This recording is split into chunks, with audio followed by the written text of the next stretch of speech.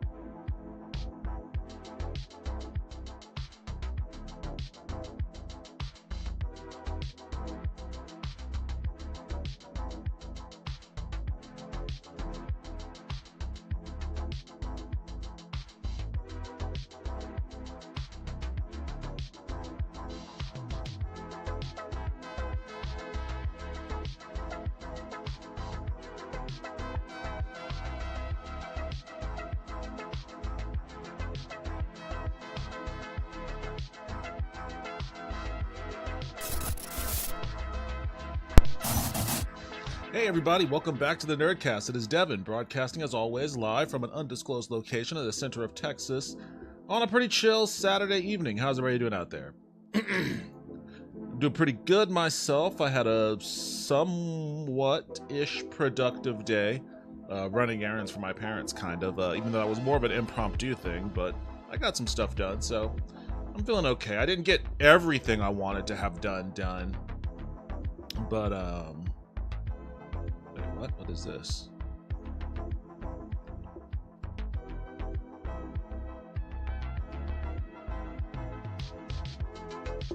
Oh, open over here for some reason. Alright, I'll look at that in a second. I didn't get everything. I wanted to get a lot of yard work done today, and so I don't know what's going on.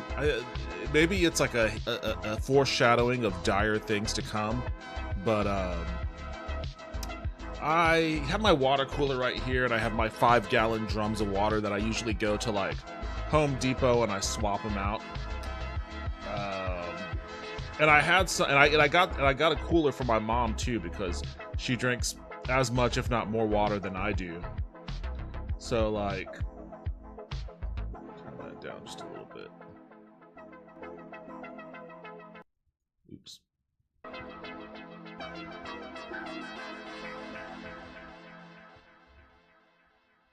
So she drinks as much water as I do, so I got her a water cooler, and we all had empty jugs that I was gonna go swap out. And usually it's no big deal. I just go to Home Depot, swap it out, whatever. But the Home Depot I went to, I usually go to, they didn't have any. And the Home Depot by my house, they didn't have any, they were all out of the water, which was like kind of crazy because they usually have a ton. So I was like, all right, well, I went to the one near my parents' house and they were out. And I was like, wait, is there like a shortage of this water or something? Which there may well could be. Eventually, I had to travel around from Home Depot to Home Depot, but eventually I found it. And doing that took up a good chunk of my day. And also, I forgot to, I have a bunch of bushes and trees and shit in my front yard that I need to groom so that my HOA can get off my ass. And I meant to borrow my parents' hedge trimmers. I should just buy my own, honestly. I meant to borrow theirs, and I completely forgot to do that because I was spending all my time driving from Home Depot to Home Depot, so I didn't get done the yard work I kind of wanted to, but that's okay, because I can always either do that tomorrow or next weekend. What's up, Devin? Great music right off the bat. Yo, what's up, Catchy Kelly? Welcome back to the stream. How are you doing tonight? I like this playlist. I enjoy this playlist. It's good. It's a good one. Hope you're having a good night. I don't really have an agenda for tonight. I'm taking a break from The King is Watching because the music is like embedded in my head right now, and it's doing that annoying earworm thing where the music plays over and over again in my head to the point where it starts to make me nauseous. So I feel like that's a sign that I need to kind of take a step back away from that game.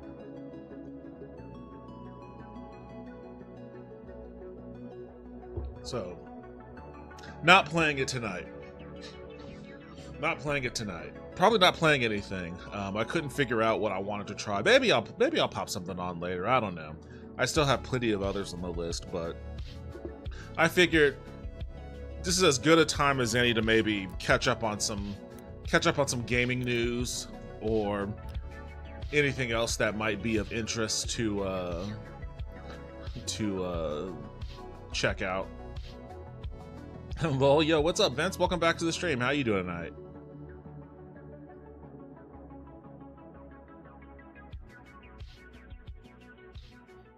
I hate when earworms happen. Me too. Me too, because like when it starts to like really drive me crazy is when I start to get physically ill from it. I don't know what that connection is, but I'd prefer not. So I'm just gonna have to go a few days without listening to that music. I guess I could always play it and just turn the music down, but honestly, the soundtrack is really good. I wouldn't want to play it without the soundtrack. It's great.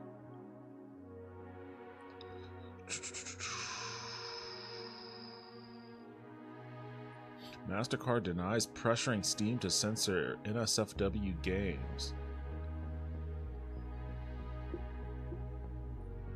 Doing good? Good. Happy to hear that. I loaded up on indie horror titles today. Which ones did you get? Let me know. Let me know. I'll if they're worth checking out, I may snag them myself.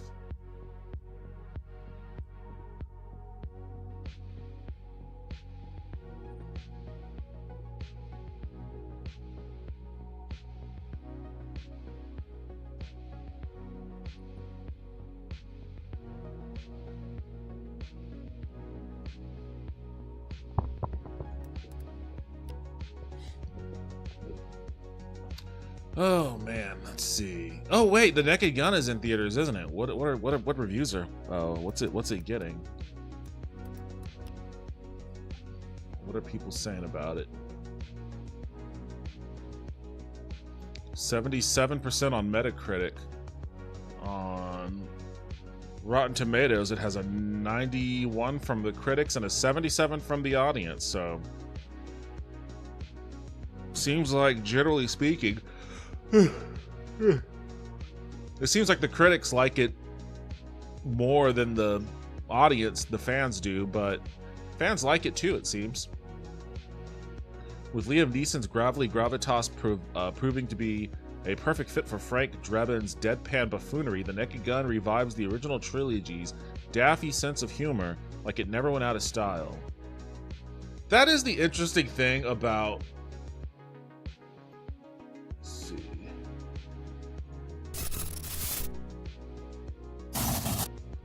That's the interesting thing about like the Naked Gun series to me is like I was never a fan of slapstick comedy like that when I was, back when I was a kid, when these movies were like new, like, because it was this and it was like Hot Shots Part 2, it was Robin Hood Men in Tights, like those kinds of movies I just didn't care for.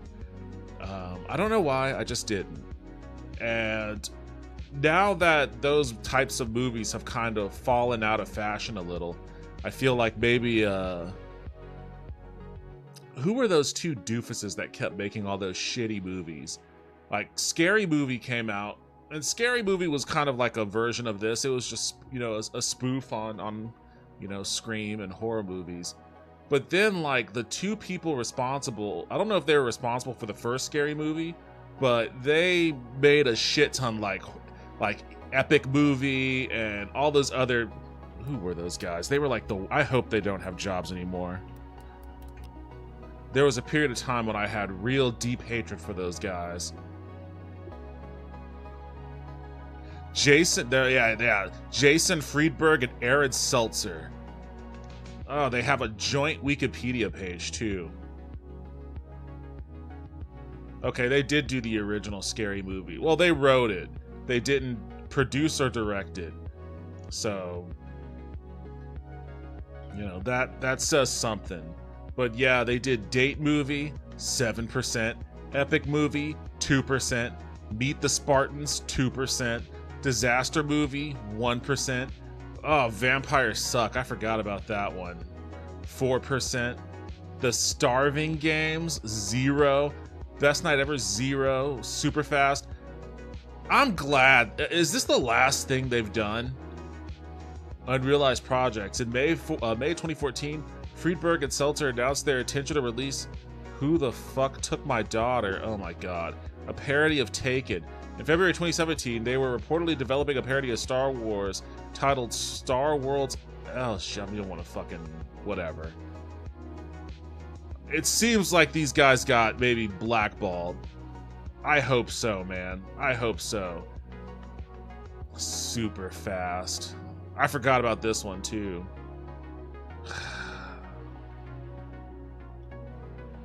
Scary Movie did pop, though. 278 million? That's not bad. I mean, what was that? I mean, for 2000, that's not bad. On a $19 million budget? Hell yeah. It's no wonder, it's no small wonder that after Scary Movie, like, people started shoveling, even though this didn't really get great scores either. Nor did Spy Hard. I guess they did Spy Hard. Interesting. Which was, ironically, Leslie Nielsen. Which is, ironically, a Leslie Nielsen movie. You know, they must have just been, no, they were the writers. They didn't do anything else on Spy Hard. Just writers, just like with Scary Movie, you know. $19 million or $18 million budget, $84 million box, 19 million, 278. So I can understand, and even here with these two, like $20 million, and they have 84 million and 86 million. If anything, this is like an indictment. This is like a stinging indictment on like where the culture of America was at the time. 20 million. I mean, you could see the numbers start to drop precipitously. Well, it kind of bounced back a little with the vampire one, but here you had 4.5 million, and then it didn't even make its money back on this one. And then wait, what?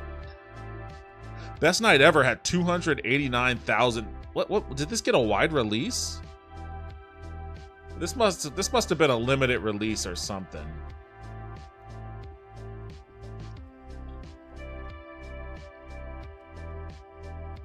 I got the Puppet Combo bundle and indie FPS horror called Crooked Silence. Crooked Silence. Wait, okay, hold on. Puppet, what the fuck is...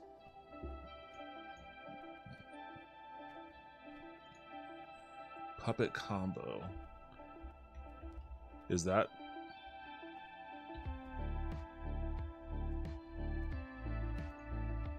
Four games. Okay.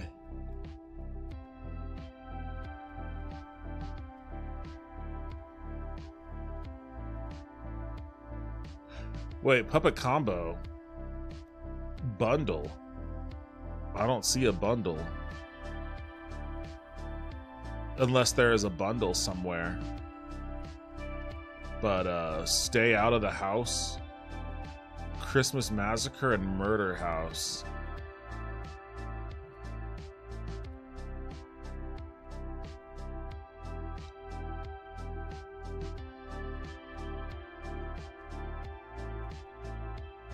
Oh, these are like retro 90s PlayStation. Well, actually, it's more, I guess, a little closer to PlayStation 2. Alright, the VHS quality thing is kind of annoying. That's a little too intense. It's like all blurry and shit. Oh, this right here. Okay, I see. Puppet Combo Bundle. Okay, I see. $30, huh? Indie FPS horror called Crooked Silence.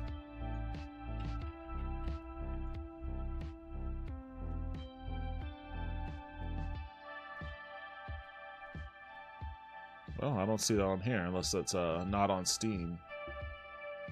John Campia's out of the theater review was very positive, but he said you get burnt out in the third act because the jokes never stop. That's just a part of those types of movies. That's how I feel about Deadpool, honestly. That's how I feel about the Deadpool movies. It's like, by the time the third act comes, I'm like, come on, man, can we just wrap this up already? Haven't played either yet, though. Keenan Ivory Wayne's directed Scary Movie. Meet the Spartans is a literal dog shit. I'd rather look at a pile of dog shit for 2 hours than watch that movie. That's how I feel about literally all of these movies. Every movie on here, that's literally how I feel. The first Scary Movie is the best by far. Hey, what are y'all talking about in here? Hey, Danklili. Welcome to the stream. How are you doing tonight? Right now I'm just rambling about, I don't know. We were talking about the Naked Gun and parody movies, and I was talking about how I never really cared for parody movies, and these two people in particular really made me hate slapstick movies. As much as I didn't like them, I never cared for them, but slapstick movies have...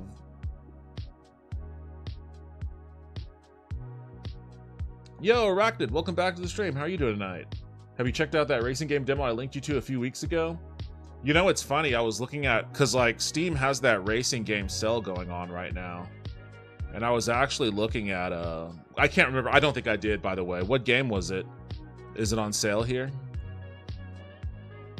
I was looking at these last night.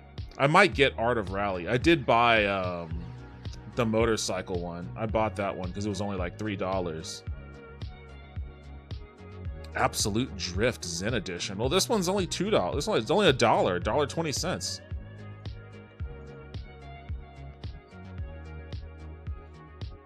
I'm gonna add this to cart too. Apparently there's a docu-movie called Nothing But a Winner. A story about Alabama football. I'd watch that. Horizon Chase Turbo. I gotta catch up on my chat. I wasn't really into the Deadpool movie. I only watched the first one, though. I love the Deadpool movies, but I also love Spaceballs. I was never a huge Spaceballs fan either. I just didn't like any of those styles of movies way back in the day. Slapstick movies, I just never cared for them. Horizon Chase Turbo is the game. It's not on sale, but there's a great free demo. I'm here having computer troubles like always. Yeah, what's up, Wes? Welcome back to the stream. I'm sorry to hear about the computer troubles. Hope your night's going well outside of that. Oh, Carmageddon. They're still making Carmageddon games?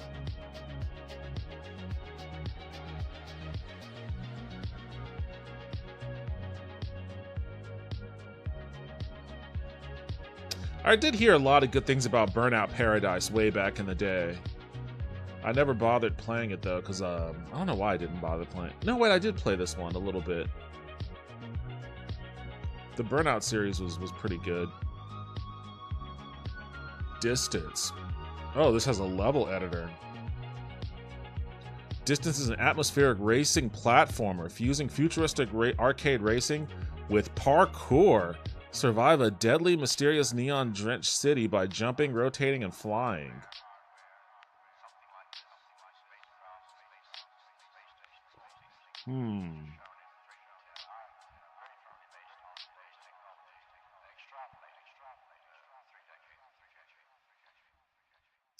It looks interesting, kind of. It sort of has a Tempest 2000 or Tempest 3, whatever that game is called. Tempest 2000 sort of vibe. Oh, the car got cut in half.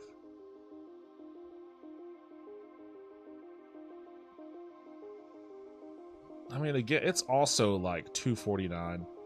I guess for anything that's that cheap.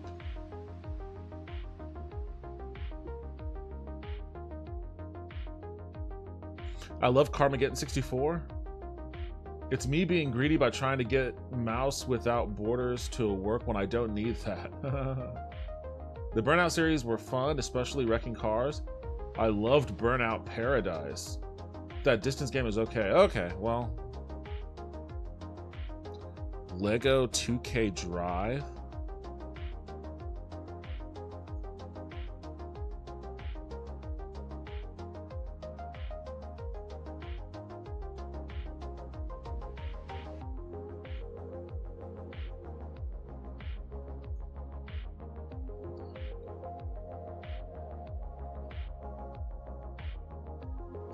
Oh man, maybe that's what I should do tonight. Maybe I should just grab a bunch of these racing games and just try a bunch of racing games. I wish that Tokyo Extreme Racer was on sale.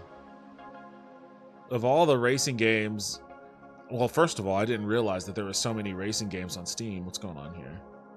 I didn't realize there were so many racing games on Steam, but of all of the racing games that are on here, I'm kind of bummed that Tokyo Extreme Racer isn't on sale. JDM. I feel like I played a demo of this one before. I don't think the demo was very performant, but maybe the actual full release is a little bit better. F1 Manager. Here's one for your managerial series of games, Vince. Inertial Drift. This is also a $2 game. I have a feeling, are they going to be playing Eurobeat? Are they going to be playing Eurobeat in this trailer?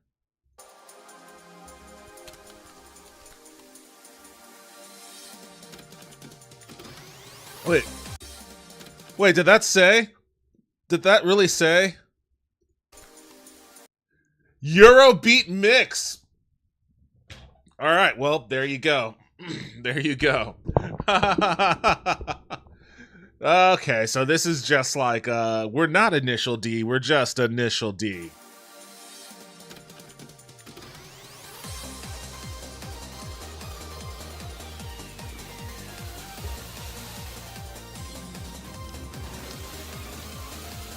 What the fuck is that even supposed to be?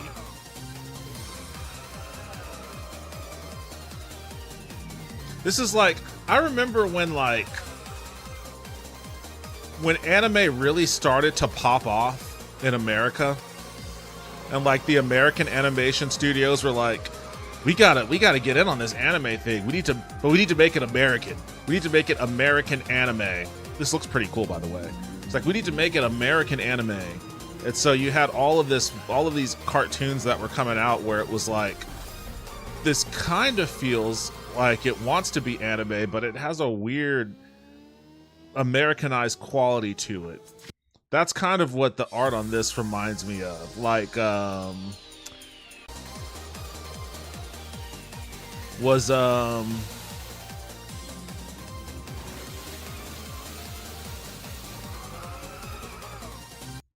like Titan AE, was that one of them? Was Titan AE something like that? Oh man, I'm just reminding myself of all the old-fashioned movies, old-time movies. I remember not liking that movie though, Titan AE. And there was another one too. No, that was different. That was different. I feel like Titan AE may have been one of these ones. I just remember watching this in theaters and being like, this looks weird, and then after a while being like, this movie sucks.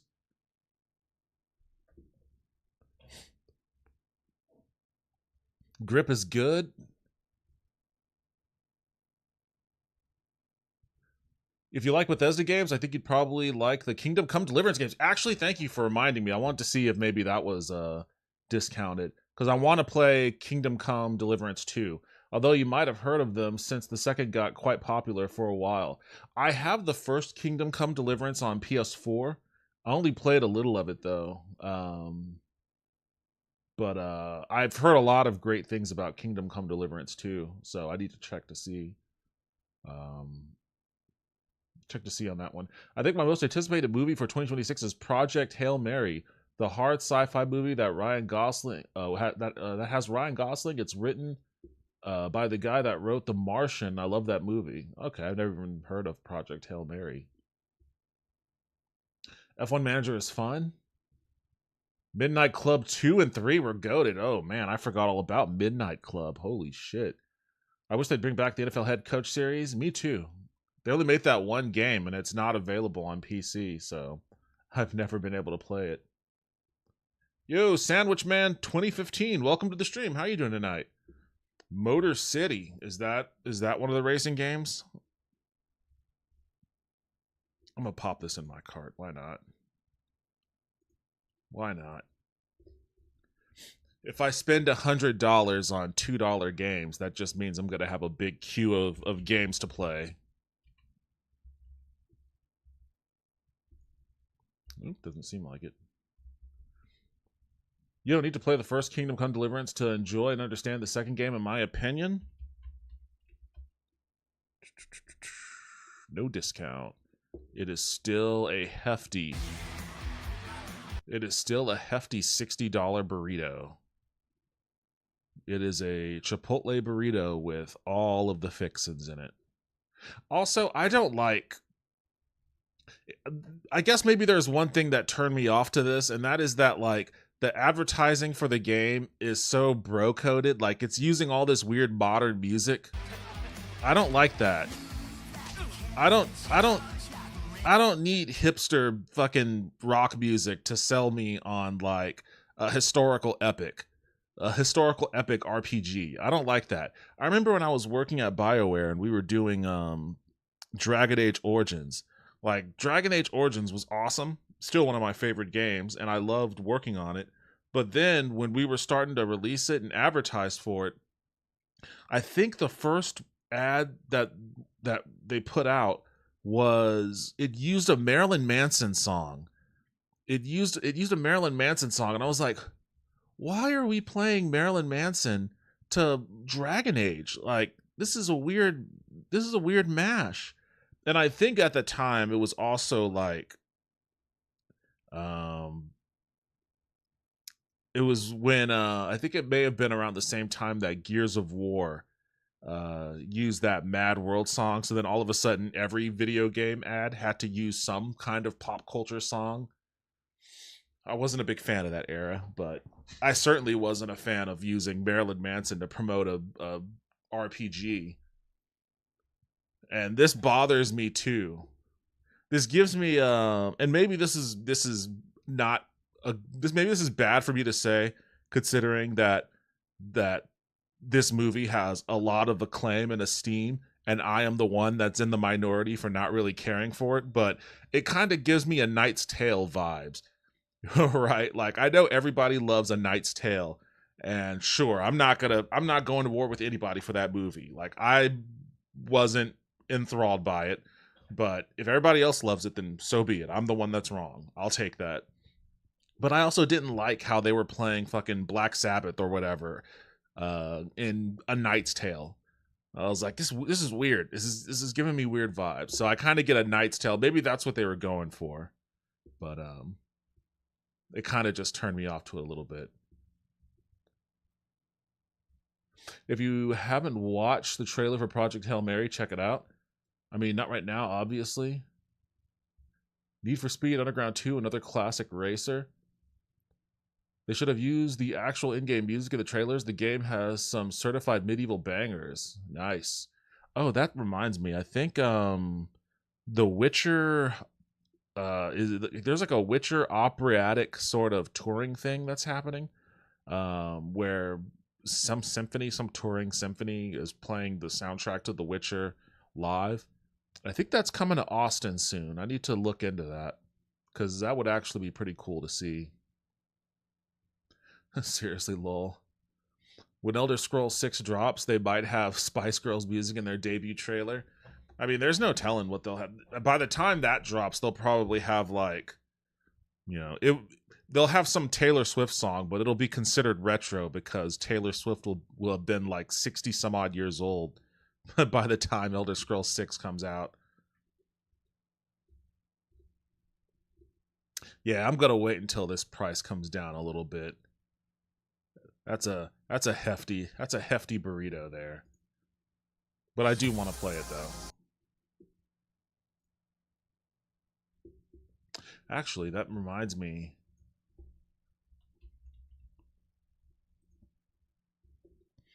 That's a hefty burrito still too. I do want to try this one as well. Even though, yeah, I've heard mixed things about it, but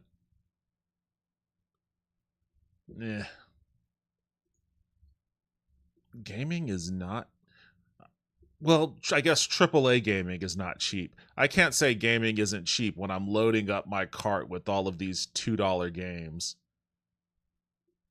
Like,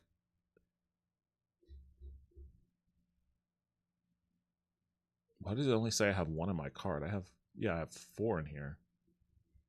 I have 4 games, and it's under $20 total. Do you have any theories about Elder Scrolls 6 setting or plot? I thought it was going to be in Hammerfell. Every time I think of Hammerfell, I want to say Hammerfall. But Hammerfall is like the European metal band, which is also awesome. It should be set in Hammerfell, and they should have Hammerfall do the soundtrack. In fact, that's the one band in an RPG setting that I would be okay with. If you want to have Hammerfall in Hammerfell, we can do that.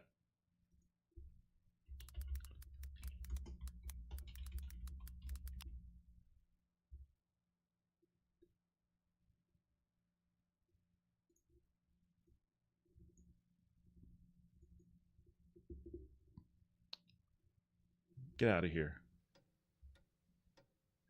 Oh yeah, look at that. 4-3 resolution. 4-3 resolution.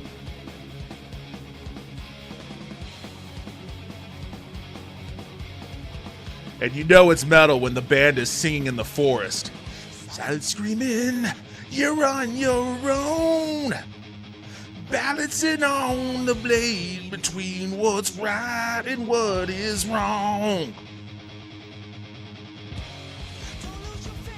Now sit there in silence, show your strength through aromatic comes.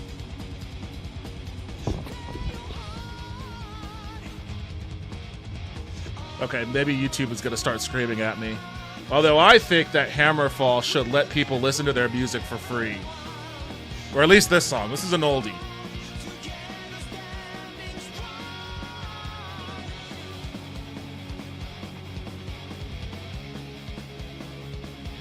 Look, like, doesn't she look like she's wandering around Tamriel?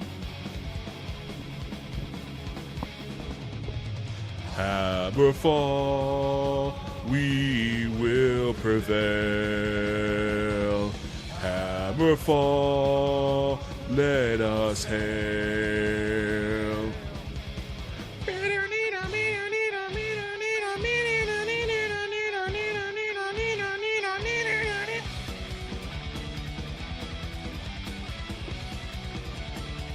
Okay, I gotta stop. I gotta stop. Heads up, we've detected video in your stream belonging to someone else. Ooh, oh no, YouTube, not someone else. All right, fine. We get the point.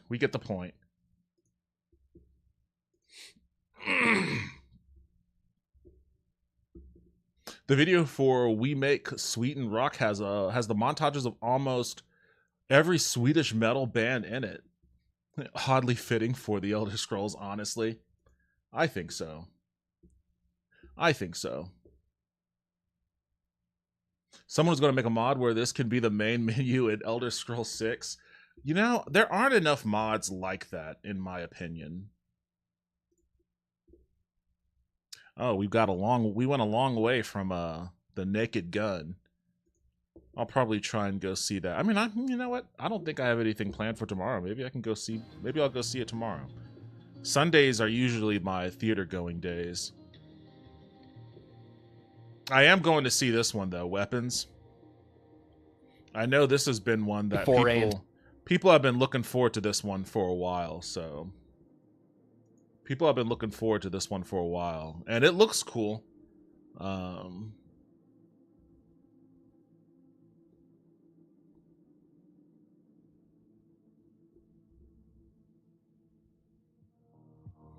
Zach Krieger has crafted an absolutely delicious, scary, yet funny blockbuster that never lets up. Oh, is it supposed to be funny? Oh, they gave it an amazing. Writer-director Zach Krieger blends unbearable tension with dark humor once more in Weapons. A horror blockbuster. What did he do before? What did this guy do before?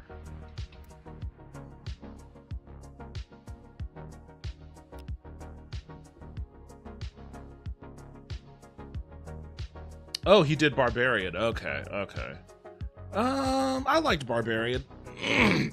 I don't think it was as great as a lot of people are making it out to be personally, but I didn't dislike it.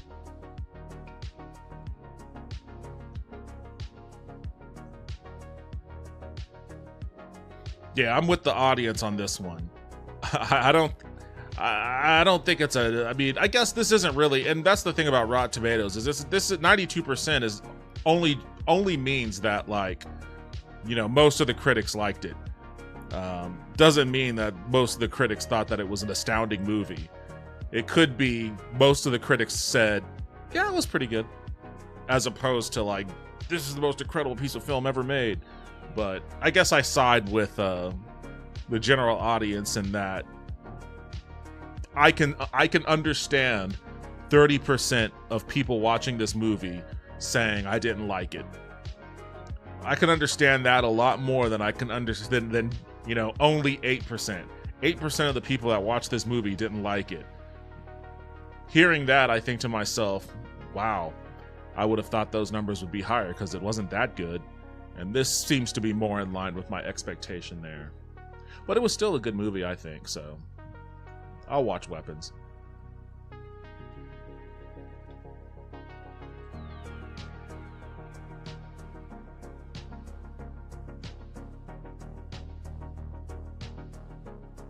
Fuck is Chief of War? What is going on here? Jason Momoa's Hawaiian history show is at war with itself. It should be at war with the costume department. This looks cheap.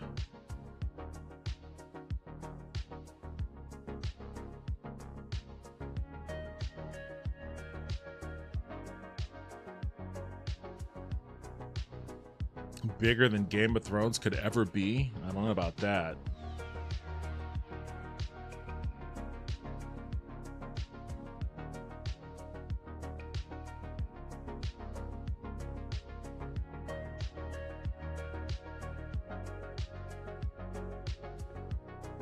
There's something really weird about the way this looks, man. I don't know what it is.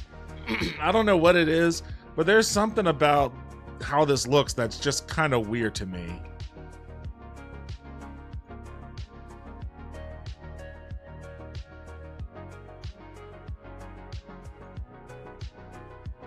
Maybe it looks different in motion.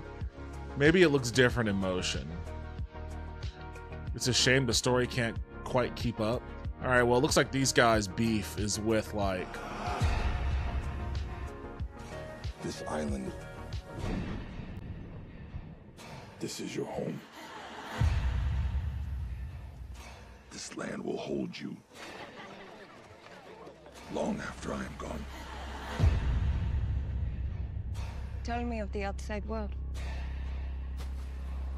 It is strange. Yeah, it looks better in motion. Honors, no cause. It definitely looks better in motion. The screenshots don't do it any justice. Yo, Dankley, thank you for the follow. I appreciate that. Welcome aboard. Welcome aboard. Did you check out Grip Racing? I did not. I saw it on the list here, but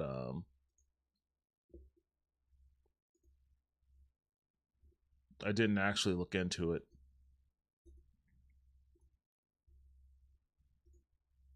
This one?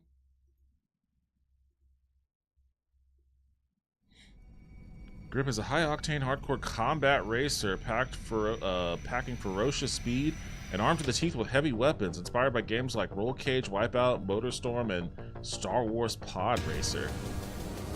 It's nothing like you ever played before. If you've never played Roll Cage, Wipeout, MotorStorm, or Star Wars Pod Racer, it's nothing like you've ever played before.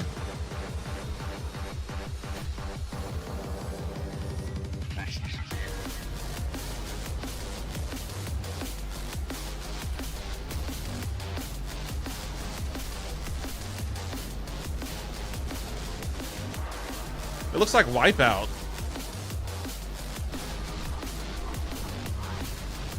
Like, just Wipeout. It looks like Wipeout. I don't know about these other ones, but it looks like Wipeout for sure. $5.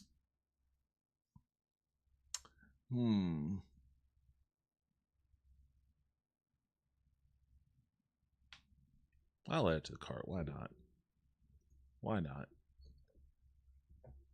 If you're interested in relatively unknown games and you like political strategy games, you might want to check out a game called Suzerain. I don't think it's too expensive either, if I remember correctly. You know what? You just reminded me. I started Suzerain a while ago. I can't remember where I left off in it. Yeah, I got it right here. I can't remember for the life of me where I left off in it. In fact, that game, like, it was so complicated, but not complicated in the sense that, like, I didn't know what to do or how to play. It was complicated in the sense that there was a lot to pay attention to. And so, like, because of that, I can't remember any of the, like, main points of the game. I just remember looking at different regions and being like, oh, okay, so they have a problem with pollution, or this region has a problem with this or that. And then there's a ton of reading because it's like a story-based game.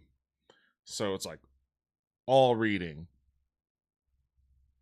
Did you get past the first chapter? I don't know. Does it take more than 110 minutes to get past the first chapter? I mean, hell, I can always fire it up tonight and see where I'm at, see where I'm at and pick it back up. But I literally, I can't, when did I last play this? Last played May 3rd. Oh, wow. Okay, so this was a while ago. It was longer ago than I thought. I liked it though, from what I had played of it though. I liked it. It was a fun game. I have a few games like that in my list. I think there's one I have called like You Are the President, or I Am Your President. President for a Day. Oh, this is one of those games I got in the bundle. One of those cheapo ones. I don't think I'm ever gonna try that. I do remember this one though. And this game was okay. I think. Like, it has a mixed review, but I don't think it was bad. I ask myself, how could... I don't think this was a bad game. It just didn't really draw me in. But I did like, I don't even know how to pronounce it.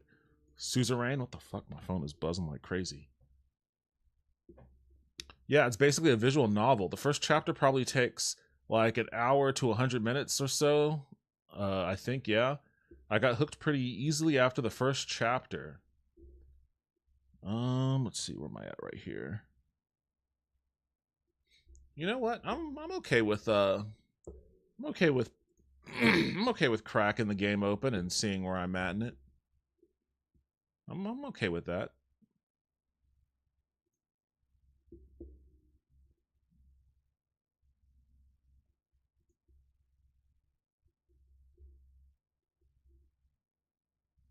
Okay. Well, you know, I don't have Apple TV anyway, so I wasn't super looking forward to that. I need to figure out what the fuck this is, though. Oops. Hold on, before I get into that, I'm gonna see what this is all about. Suikoden Live, which provides the latest information on the series, was streamed on August 5th. It's only the 2nd. What do you mean was streamed? The mobile game battle introduction, the year when the anime is coming out, and the first visual for the stage. First visual for the stage were revealed. In addition, please check each official website and X for information. Okay, so I think they like maybe prematurely announced some stuff here. I guess there's going to be a Suikoden mobile battle game the year when the anime is coming. So I guess there's going to be a Suikoden anime, and the first visual for the stage were revealed. I don't understand what that part means, though.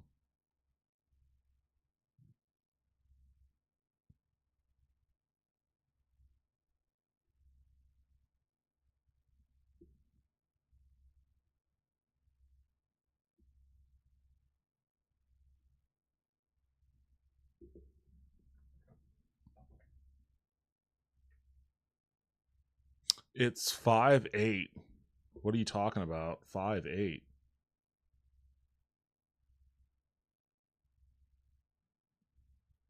Suzerain definitely has the most realistic and engaging story of any political games I've played. After I finished my first playthrough, I just had to take a few days to reevaluate being interested in politics. That's funny. It really got you. It hit you deep. Foreigners switched their month and no. I mean, it says it right here, August 5th. And it says it right here. Today is the 2nd. So they preloaded this because, you know, they got the page up and ready for August 5th. But it seems like they may have, I don't know if they had announced this stuff before, but it seems like they may have shadow announced some things. So we'll see. I guess I'm going to keep this page open so that when it hits, I can be made aware of it. Definitely looking forward. There's one person waiting. Is that me?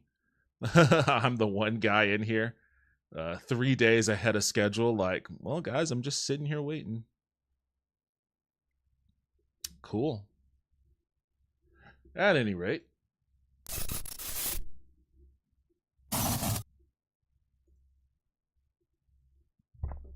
Oh, did I break it because I alt-tabbed while it was loading?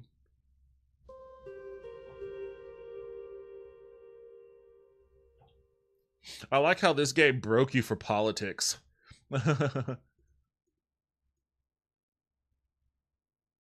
It does seem like it has a little bit... I don't know, it kind of seems like it might have a little bit of a cynical bend to it. But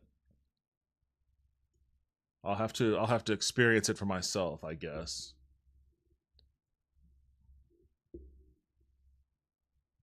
European way to write the date, day then month. We do month and day.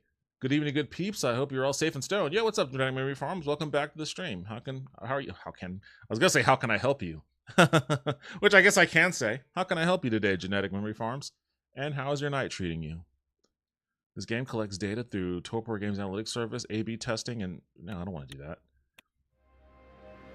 The music is also really good, especially considering how small the team who created it is.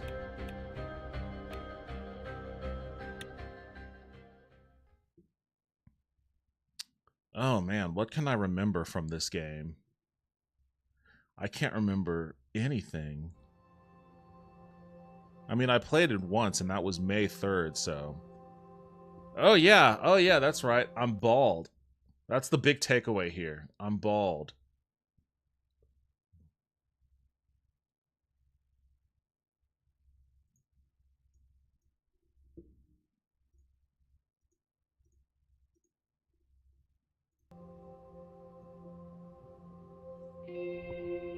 It can be cynical if you lose. If you're winning, it'll make you want to write a political manifesto. Jesus Christ, I have no idea what I'm looking at right now. Is there a way for me to recap? Currently active. Compulsory military service. In Swordland, the military operates as a conscripted force where duty of the military service falls upon males upon reaching the age of 18. This mandatory conscription ensures a consistent and capable pool of personnel to uphold the nation's defense and security, strengthening the overall resilience and readiness of the military, okay? Swordish General Staff. The Swordish General Staff, comprising esteemed and seasoned generals, serves as a pivotal military planning body. The esteemed assembly of top-ranking officials engages in meticulous strategizing and coordination to develop comprehensive plans and strategies that optimize the military's operational efficacy and ensure the successful execution of defensive objectives. Overly written. Was that AI generated? That was a lot of buzzwords. Gendarmerie under defense? I don't even know what that is. What is that word? Gendarmerie? An esteemed armed law enforcement organization stands as a bulwark in preserving security and public order with the primary focus on rural security. Furthermore, the gendarmerie's versatility allows it to be flexibly deployed to assist cities under guidance and request of mayors fortifying law. Okay, so they're just like a secret police? Situations. Okay. Yeah, this is what I remember. This game is a lot of reading. Oops. Shit. The clipboard things are news, lore. The big icons are scenes, plot progressions. Reading the lore is not necessary, but it helps you make better decisions. Alright, military interference in politics. The military actively interferes in the political landscape, using their influence and power to further their will. In Swordland, the military has a history of political involvement and influence, with some past governments relying on military support. Outdated military equipment. Well, how the fuck are these two things? Well, I guess maybe that speaks to America a little too. The outdated equipment in Swordish armed forces is posing a serious threat to the country's national security and combat readiness. The equipment, which has been in use for several decades, is no longer capable of meeting the demands of modern warfare, making it difficult for armed forces to effectively respond to evolving threats.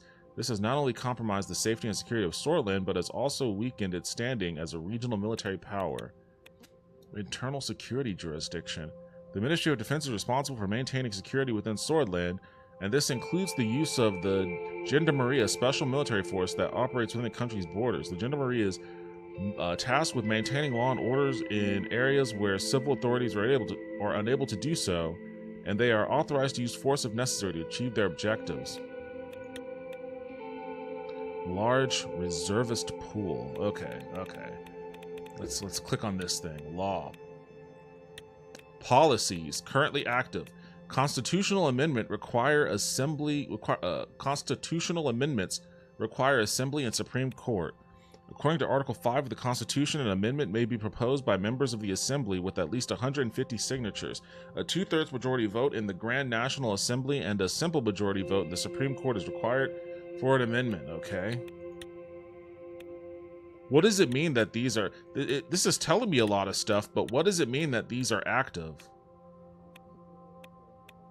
Oh, this one has... What does this mean? Is this something I just haven't read yet? A reform committee has been convened to engage in extensive discussions on the political revisions and updates to the Constitution. This includes dialogue. This inclusive dialogue involves representatives from all political parties within the government, providing an opportunity for comprehensive constitutional review and reform.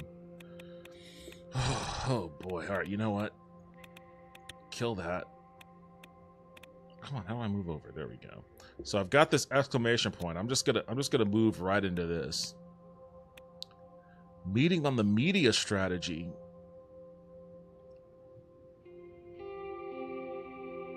You really only need to read the stuff on yellow icons on the map if you don't want to read too much. Yeah, that's what I remember from last time, where I was like, you know what? I'm just not gonna go too deep into the reading on here, because I feel like if I did that, I would be like reading a Tolstoy novel on stream.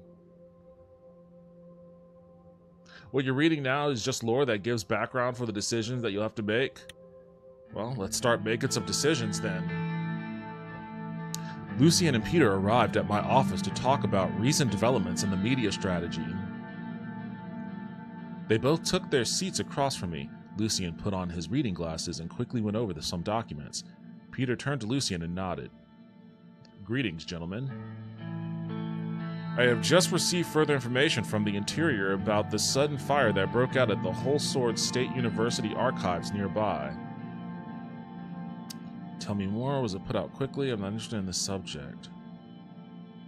Tell me more. The initial reports from the Whole Sword Police Chief indicates a potential arson case. In accordance with protocol, the Swordish Intelligence Directorate has been called. Is the SID really necessary for this? Why would anyone hit the archives of a university in the first place? I see no logical motive there. It seems like the chief suspects foreign sabotage.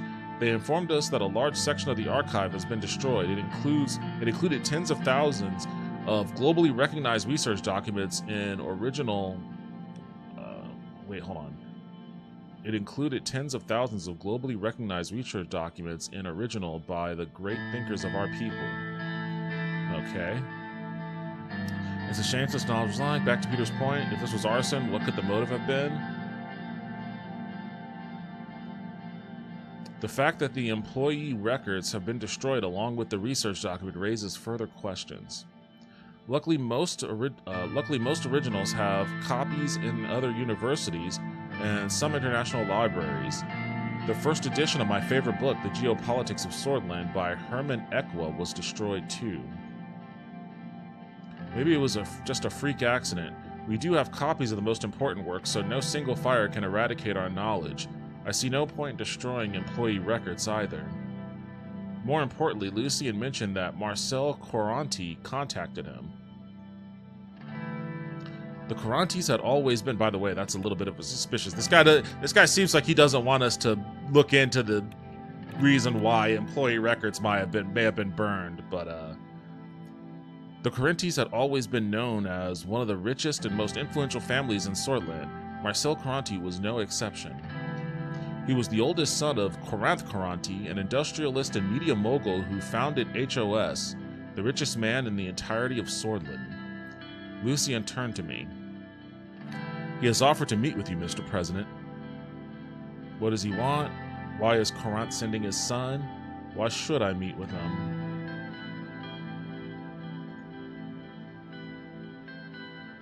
After the passing of his father, may he rest in peace, Marcel aims to become the next CEO of the HOS conglomerate. He mentioned a productive collaboration. They are a powerful and influential media conglomerate. To start with, they own the Swordland Today newspaper and the Swordish Broadcasting Corporation, which means it would be wise to have them by our side. Sorry for interrupting.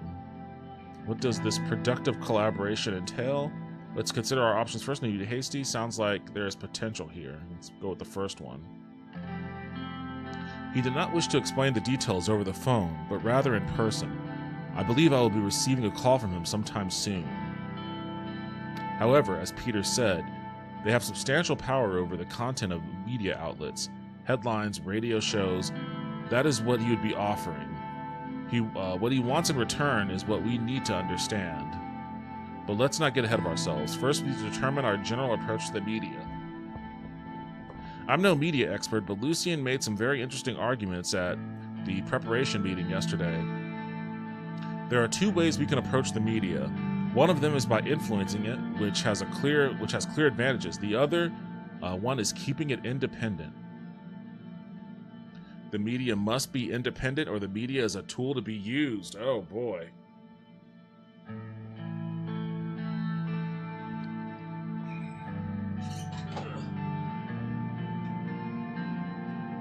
Well, let's see.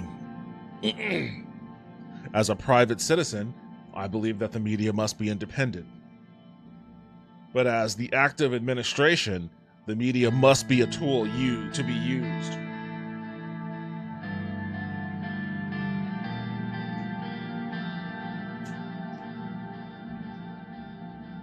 Yeah, you're still in chapter 1? I kind of thought so. I agree. Media plays a huge role in adapting public opinion towards our views and policies, while helping us avoid damage from scandals or mistakes. While I do acknowledge that this will sound a bit harsh, I certainly believe that our perspective, knowledge, and experience allows us to have superior judgment compared to the average Swordish citizen. Oh man. Coming in hot with the elitist takes.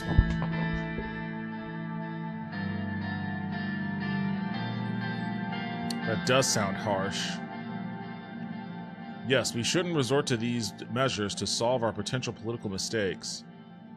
It isn't about that alone, Peter. There could be groups or people who want to damage us, even if we are in the right. 2 knocks were heard at the door. Who is it? It's Livia, Mr. President. Livia Suno, my new secretary, entered the office. Her dark curls bounced as she crossed the room to my desk. She spoke with a slight lilt in her voice.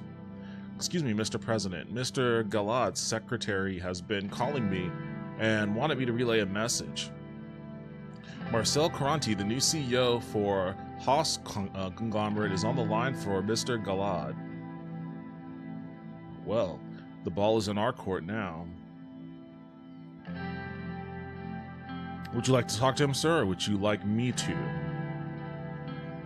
I'll talk to him. Connect the line to my office.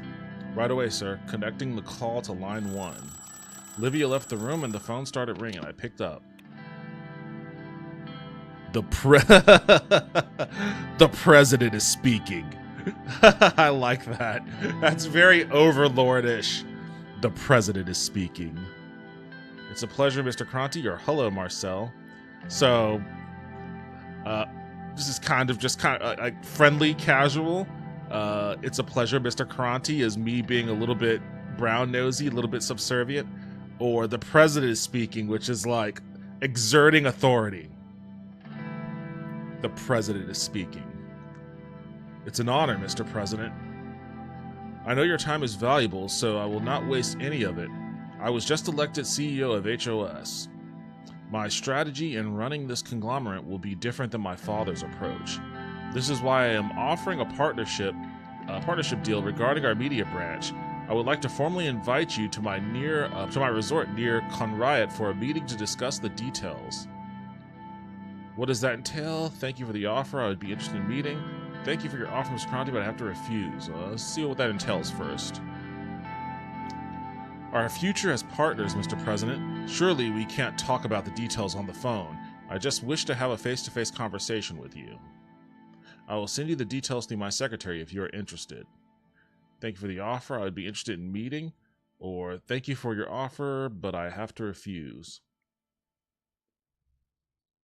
So do we address Trump as overlord? I prefer rapist in chief. Honestly, like, every time he's saying shit, I really wish somebody would just respond with, why are we listening to the pedophile? Like, why are we listening to this guy? Like, don't do that. There's no reason to elevate a fucking freak like that. Sure, let's get to it. Let's get to it then. I'll be meeting you at your resort. You will not be disappointed, I promise. Well then, I will let you return to your packed schedule. See you later, Mr. President. Goodbye. I hung up the phone. I'll set things up right away. Expect a worthwhile meeting next month. It's settled then. Looking forward to next month. I wonder if he has a pool. Lucia looked at his watch. It appears we're done for today. We will continue where we left off. Well, we left off later. Thank you for your time. Good work, Marcel. Keep it up. See you gentlemen soon. Lucien and Peter gathered their documents and promptly left my office. We were already getting the attention of key figures and potentially dangerous ones.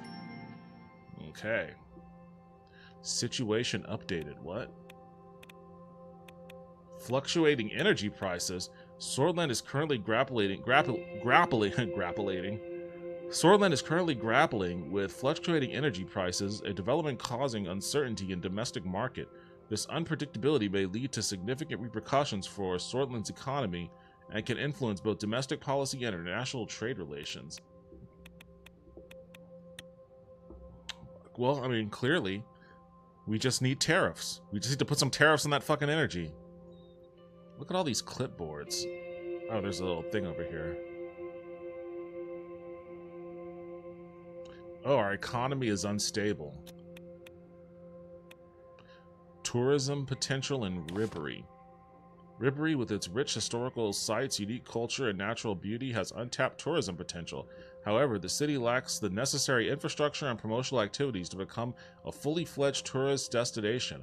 Local officials are actively seeking further support to develop Ribery's tourism sector. Any strategic plan for Ribery's development will require a focus on infrastructure and promotion of its attractions. Boosting tourism could significantly enhance the city's economy and create numerous job opportunities. Sounds like this is a city that needs some training. I mean, it's right on the Gulf of Nargis. There's got to be some good scenery going on around here.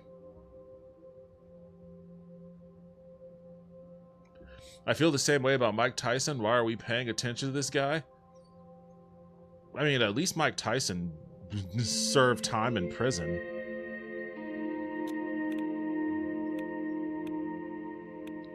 Invest in mega infrastructure. Whoa. The Ministry of Economy has put forward 2 bold plans for mega infrastructure projects that would help the economic recession in the long term. Investing in projects of this scale will take up some portion of our budget, but could prove worthwhile if accomplished successfully. Invest in mega infrastructure project. -1 to government budget. Wait, what? How do I see my government budget? Oh, there it is. The minimum is -20. The maximum is 30. I only have $8. Hey, you know what? I like infrastructural mega projects. Do it. Make it so, number 1.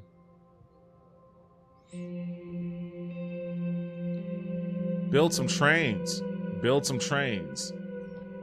Just put tariffs on anyone bringing you bad news. I remember there was an Easter egg there. There was a character called Geralt of Ribery or something like that. Awesome. Wait, how do you... I guess opening city information? Like, how do you get something as detailed as, like, people in these places? Oh no, I see it right here. One of the most famous Riberians was Geralt of Ribery, a famous winemaker of Early. That's funny. Dandelion wines. That's funny. Dandelion wines. Which is appropriate because if you played the Blood and Wine expansion of Witcher 3, he ends up with his own vineyard. He starts making, he ostensibly quits the Witcher business to start making wine. Does the old Nancy Pelosi. All right. I don't think there's anything else for me to look at. Oops. Over here. Campaign finance bill. The CFB has been passed by the GNA. Wait, is this something I gotta sign off on? Section 1 of this bill stipulates a significant change in the methodology of public funds allocated to political parties. The new measure replaces the previous system based on the number of votes won in the general election with a system reliant on the proportion of seats secured by a political party in the assembly. Section 2 sets the annual financial allocation to political parties at 500,000 ren per each member of the assembly. This shift ensures that financial support from the public funds aligns more closely with the party's representative influence within the legislative body. Wait, hold on a second. The annual financial allocation to political parties at 500,000 ren per each member of the assembly. Section 3, a consequential effect of these amendments will effectively lead to a substantial increase in the election budget for the USP and minor augmentation for other parties present in the assembly. This restructuring of funding fosters a more proportional representation of party presence within the assembly. Section 4 highlights an important consequence of this reallocation. Parties that do not meet 10% of the election threshold will see their public funding effectively curtailed. This measure ensures that public resources are concentrated towards parties with a significant representation in the assembly. I don't like how that sounds. What's the USP? United Sorting Party. Okay, I think that's my party. I don't know if I like this campaign finance bill.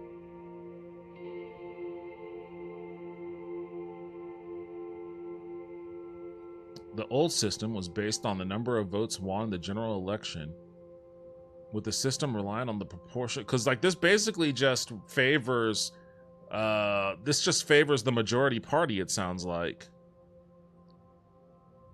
Am I reading this wrong? With the system relying on the proportion of seats secured by a political party in the assembly.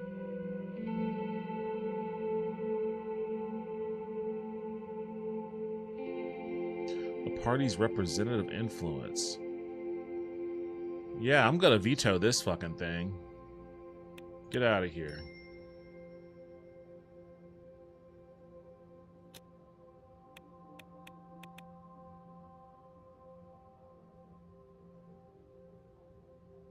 Oh, they already told me that part.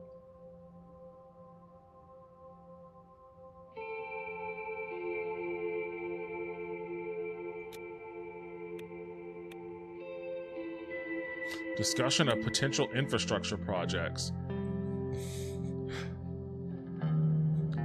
Trains. We're just here to talk about trains. I don't want to hear about anything else.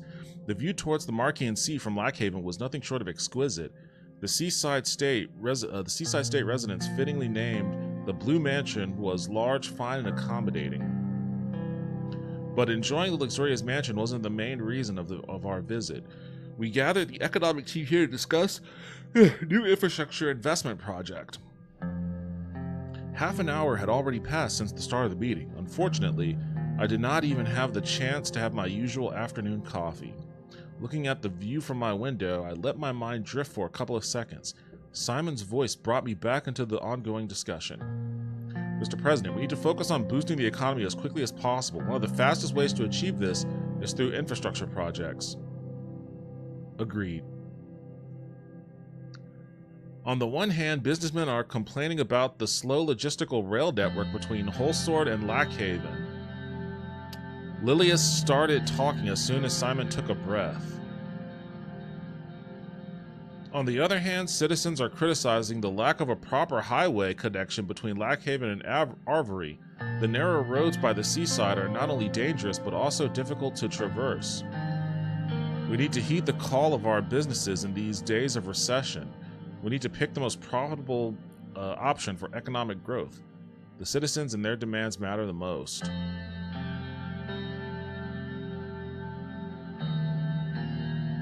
So the businessmen are complaining about slow logistical rail between, well, I'm always going to side with the rail. We're building rail, people. We're not building highways. We're building rail. Agreed. Improving the rail connection between Holsort and Lackhaven would be much more beneficial to our economy. It is not business people who are suffering now, but ordinary folk. What really matters is that your first economic act accomplishes something tangible. We must prove our capabilities. The people must know that this administration can get things done. We must improve our economy of the nation and bring it out of recession. You see, that's really interesting. If you pay any attention to, like, I don't know how in the weeds of politics you are, Dankley. I know genetic memory farms, you are. If you paid any level of attention to, like, all of the discussion surrounding abundance, the abundance agenda, a key part of it is, like, the frustrations of, if you're coming at it from, like, a liberal perspective, the frustrations of having things like an infrastructure bill or, you know, any other kind of big public works project that fails to deliver in a timely manner. Because then that erodes people's trust in the government being able to deliver something that they need, which feeds into a lot of, you know, the conservative fear-mongering around government-funded projects. Ironically, you know, a lot of the stuff that, well, I guess it's not ironic, it's purposeful.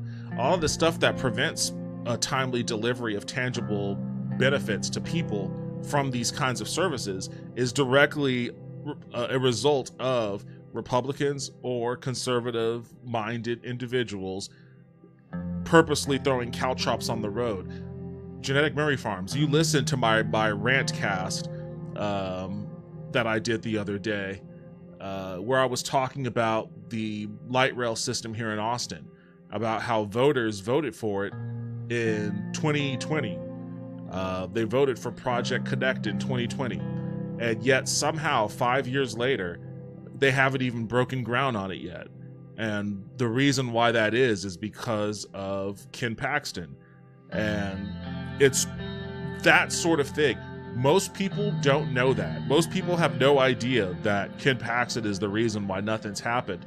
The only thing they know is that 5 years ago they voted for something, and now 5 years later it hasn't even begun. Like, the work hasn't even started. So, like, they'll say that that's the government being ineffective. The government can't function. We shouldn't put our faith in the government to do anything because 5 years ago we wanted Project Connect. 5 years later, they haven't even broken ground on the damn thing. Like, you know, they say that it's always easier to tear things down than it is to build things up. And we're seeing it in real time. We're seeing it on a national scale at this point. Much easier to destroy things than to build things up. But, like, the game for anybody that actually truly believes in government providing benefits to people, the game for those guys is always going to be on Dark Souls mode. It's always going to be Dark Souls mode because it's always going to be so much harder to not only convince people that these projects are good, but then you've got to fight against the people that are going to be constantly, like, trying to get in the way, especially if you're like a city like Austin in a state like Texas. Like, you're always going to be fighting uphill battles. And if you don't have the grit for that, then you're doomed for failure, unfortunately. So, I wholeheartedly believe in number one. We must prove our capabilities. The people must know that this administration can get things done. Yep, defund public programs and then be surprised when they don't do as well. Exactly. Exactly. Not only be surprised when they don't do as well, but then you use that as like your justification for defunding those programs. You know, it's like the snake eating the tail. It's, you know, it's like, oh, this program is doing shitty. Well, yeah, that's because you pulled all the funding from it. Yeah, so now it's doing shitty, so we should pull some funding from it. Like, it's stupid as hell when you lay it out like that, but for some reason, you know, not a lot of people see it that way. To that point, I defined two important projects for your attention: the H3 Highway Project and the L1 High-Speed Railway Project. Mr. Hull repositioned himself on his chair. The ministry can only support one project at a time with our current capacity and budget. Let's move on to the details of each. So, which do you want to hear about first? Oh, give me... I don't even care about number one, bro. I live in the highway capital. I live in the highway capital of America. There is no other state that has as much highway and as weirdly entangled highway as Texas does. So the one thing we don't have here is high-speed rail for some reason, even though it's like the largest state in the lower 48. The one state that could benefit the most from high-speed rail, we don't have any of it. Your predecessor Alfonso failed to deliver on this campaign promise, but now we have the opportunity to start the construction of a groundbreaking railway project. As you know, our current trains cannot meet the standards of today. As many other countries adopt new electric engine technology to power up their trains, we're falling behind. News about the new electric trains in United Cantana has piqued our business interests. They too want to transport resources and materials from Holsord to Lackhaven with great speed and efficiency. Agreed, the superpowers have led the way with their high-quality technology. We've got to keep up. This could also empower businesses and bring investments. The major cities of Swordland need more infrastructure to support their growing populations. I mean, if there is any reason why I would support it, it would be this.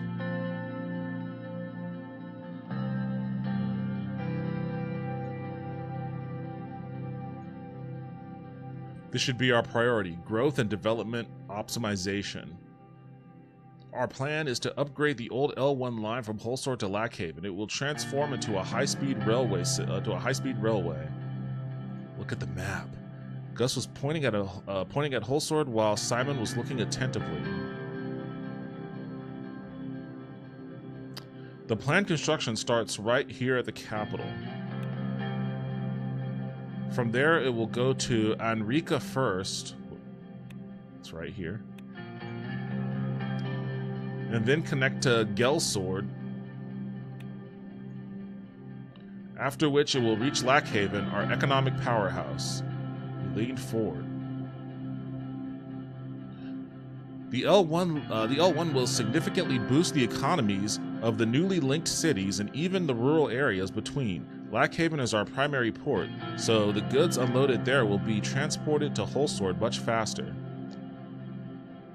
Yes, we should link these rural areas in the middle with major cities of Swordland.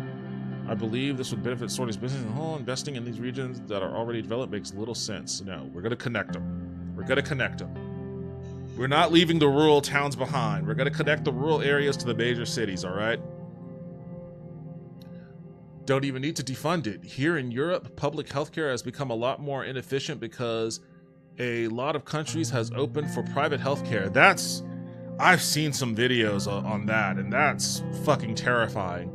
The fact that there has been such a big move to private healthcare in Europe, I don't understand. Like, do you guys not see what it's like here in America? Are y'all watching America's healthcare being like, yeah, we want some of that. We want some of that, denying healthcare services so that, you know, a board of directors can make massive profits. We want some of that. We want to be on the other side of that Luigi Mangione shit. Like, what is going on there? Like, how does private healthcare catch on? I mean, I know you say it's because the public healthcare is, you know, underfunded, but how does the solution to that not be let's fund it? It's literally like Oh man, I don't have enough gas in my gas tank in my car. I can't drive my car very effectively because like I don't have a lot of gas in the gas tank. I'm gonna go get a fucking get some roller skates. Wait, why is it moving? Am I going too slow? I'm gonna roller skate to work. Like, just, you know, put the money in the gas tank. Oh, but we don't have the money. It costs so much. Tax your fucking billionaires then. We are talking about the wealthiest regions and forgetting about England, which needs the investment far more. The mayor of Enrica, Curtin Lesty, also requested this project be prioritized. Okay, it'll go to Enrica first. Where is England? I don't know where England is. I may be the president of this country, but I don't know where England is. Oh, I didn't finish reading your message. You don't even need to defund it, but if private health care is allowed, then that will divide the medical labor in two, making many mediocre choices instead of one good one. I don't know how you guys get to that point, man.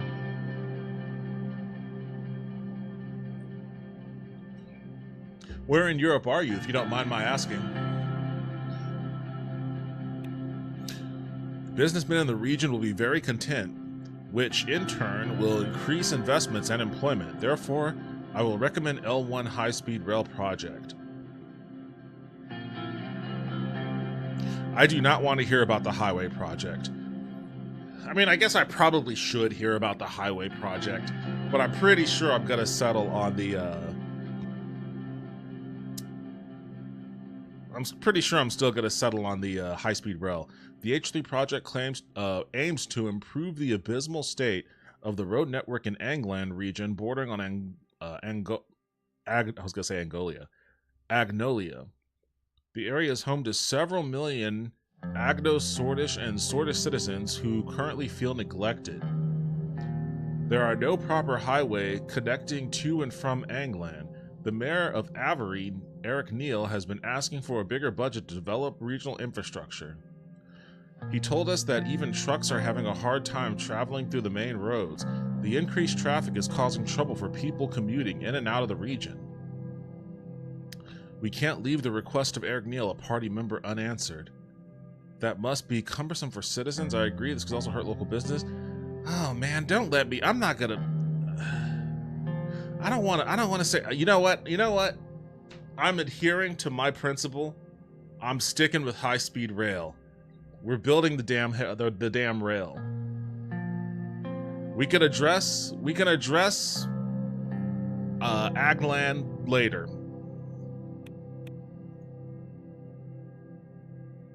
Let's take a more detailed look at the upgrade proposal. Lackhaven. The H3 highway route starts here in Lackhaven. From there it leads to Linkirk. From there it goes all the way to Arvery. As a result, the road network towards the Agnolian capital, Stallport, will also improve substantially. She paused and leaned forward in her chair. As mayor, I saw central government continuously neglect our country's Agno-Sordish dominated regions. Is this administration going to continue that kind of negligence? We should no longer neglect a key region for our trade with Agnolia. Our Agno-Sordish regions be respected. It makes little sense to put investment into this remote region. Hold on a second. I'm in Norway. Oh, okay, cool. It's like you say, the snake eating its own ass in a circle of defunding. Yeah, it's incredibly frustrating to watch that happen in real time. Status. The mayor has reported to be struggling to overcome the significant logistical problems of the city.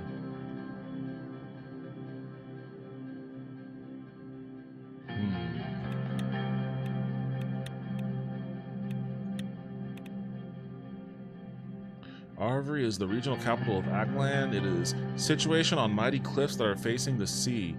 Right behind the city is a huge forest which spans hundreds of kilometers. The Bay of Arvry has many fishing companies and regional trade port.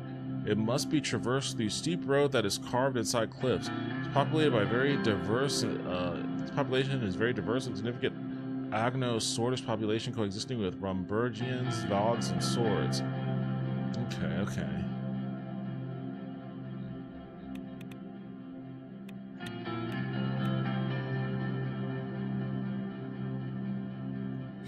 GDP ranking is 11th out of what? It would be nice to know if it's like, is it 11th out of 12 or is it 11th out of like 100? Because that changes my approach to this situation. Is there a way I can see?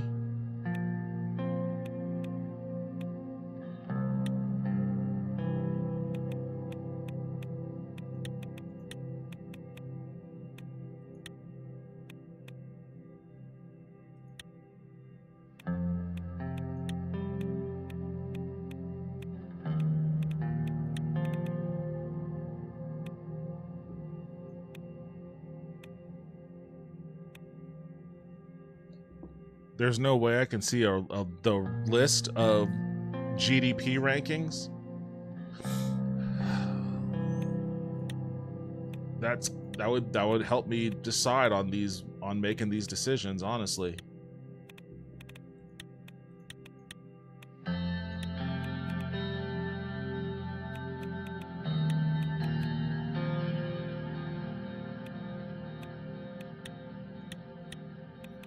Okay, so there's at least 20, because this place is ranked 20th. Oh, there's at least 22. The fuck? Why are you showing? These people, holy shit, that's kind of a scary icon. No, I'm scared. I'm scared. Give me back to my land. I'm scared. I don't know what's happening.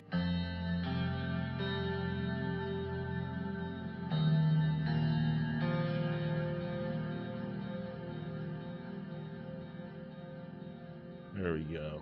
That was scary. That was scary for a second. Let me get back to my conversation here.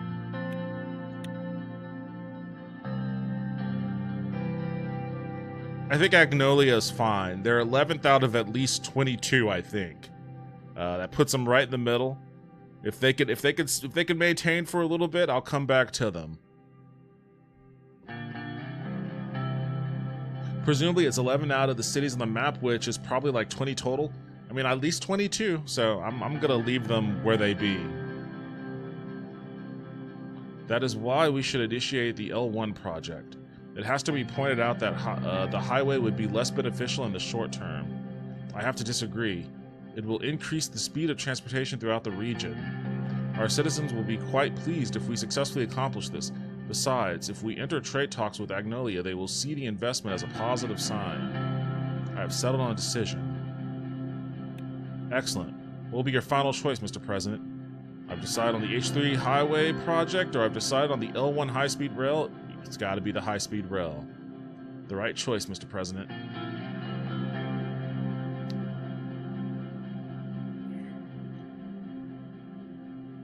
The negotiations will begin in the middle of this year. You will be able to award the contract to a corporation of your choice. The ministry estimates the construction will be completed in 2 years. Oh man, that sounds... This is how you know America is a failed state. Like, if a struggling nation with an unstable economy can complete a high-speed rail project in 2 years. And again, City of Austin, 5 years ago, we voted for an expansion of our light rail here in the city. Not even like going from city to city. Not a high-speed rail, just a light rail thing. And can't even break ground on it in 5 years. Failed state. America is a failed state.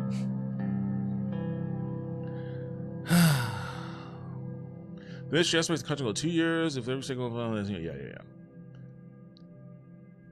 Thank you for your contributions and thoughts. Have a good day. See you soon, Mr. Rain.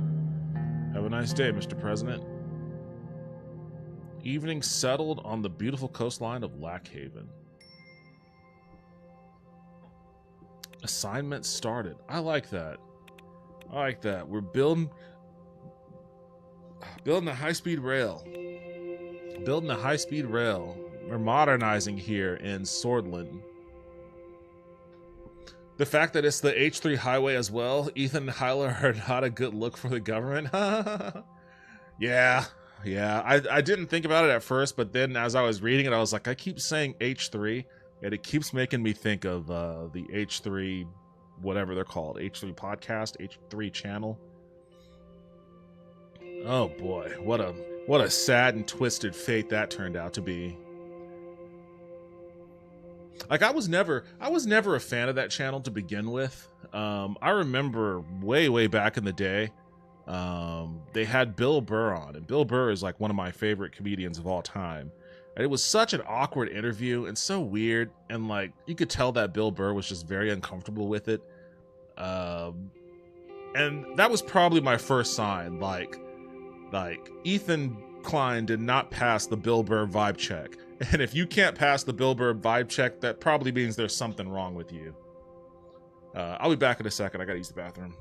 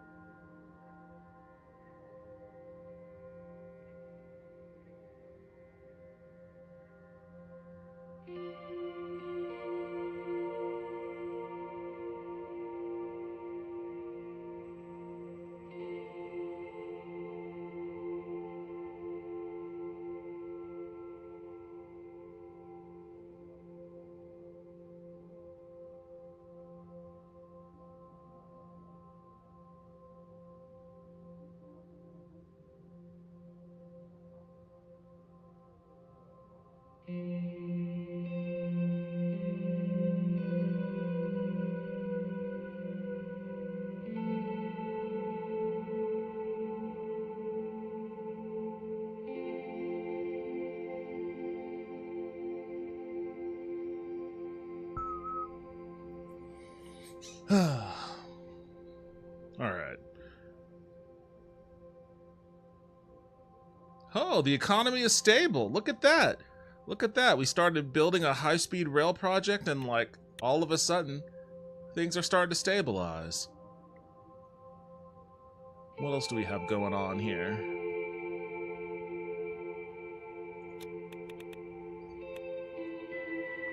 Invest in Arcasian company stocks. An opportunity to buy stocks from an Arcasian company. That sounds... Read the party report. This sounds like a conflict of interest. A personal investment opportunity has been relayed by Mr. Manger. An experienced stockbroker in Ventry City, Arcasia is selling valuable shares in Armandide Industries, an up-and-coming electronics manufacturing company. We could invest or let the opportunity pass. What is this we? Are we... What was it? Is this buy 1,000 shares minus 1 personal wealth? Is this my personal wealth? 1 is all I have. I'm gonna be completely broke. Like, this seems like corruption.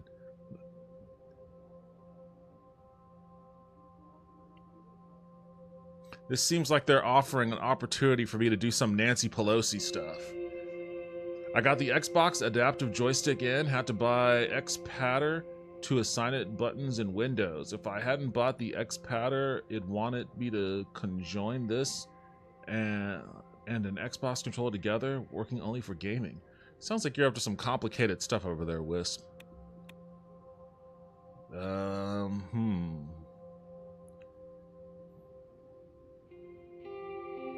Max 15.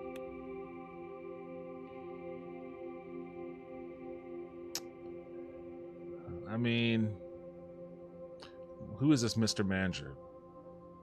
Gus Manager is a politician and businessman who serves as the Minister of Agriculture and Rural Development in the Rain administration. Gus Manager has been a United Swordland Party member since 1933 and served as the Minister of Development under the Alfonso government. He is the only cabinet member who managed to retain ministerial position from the Alfonso administration. Okay.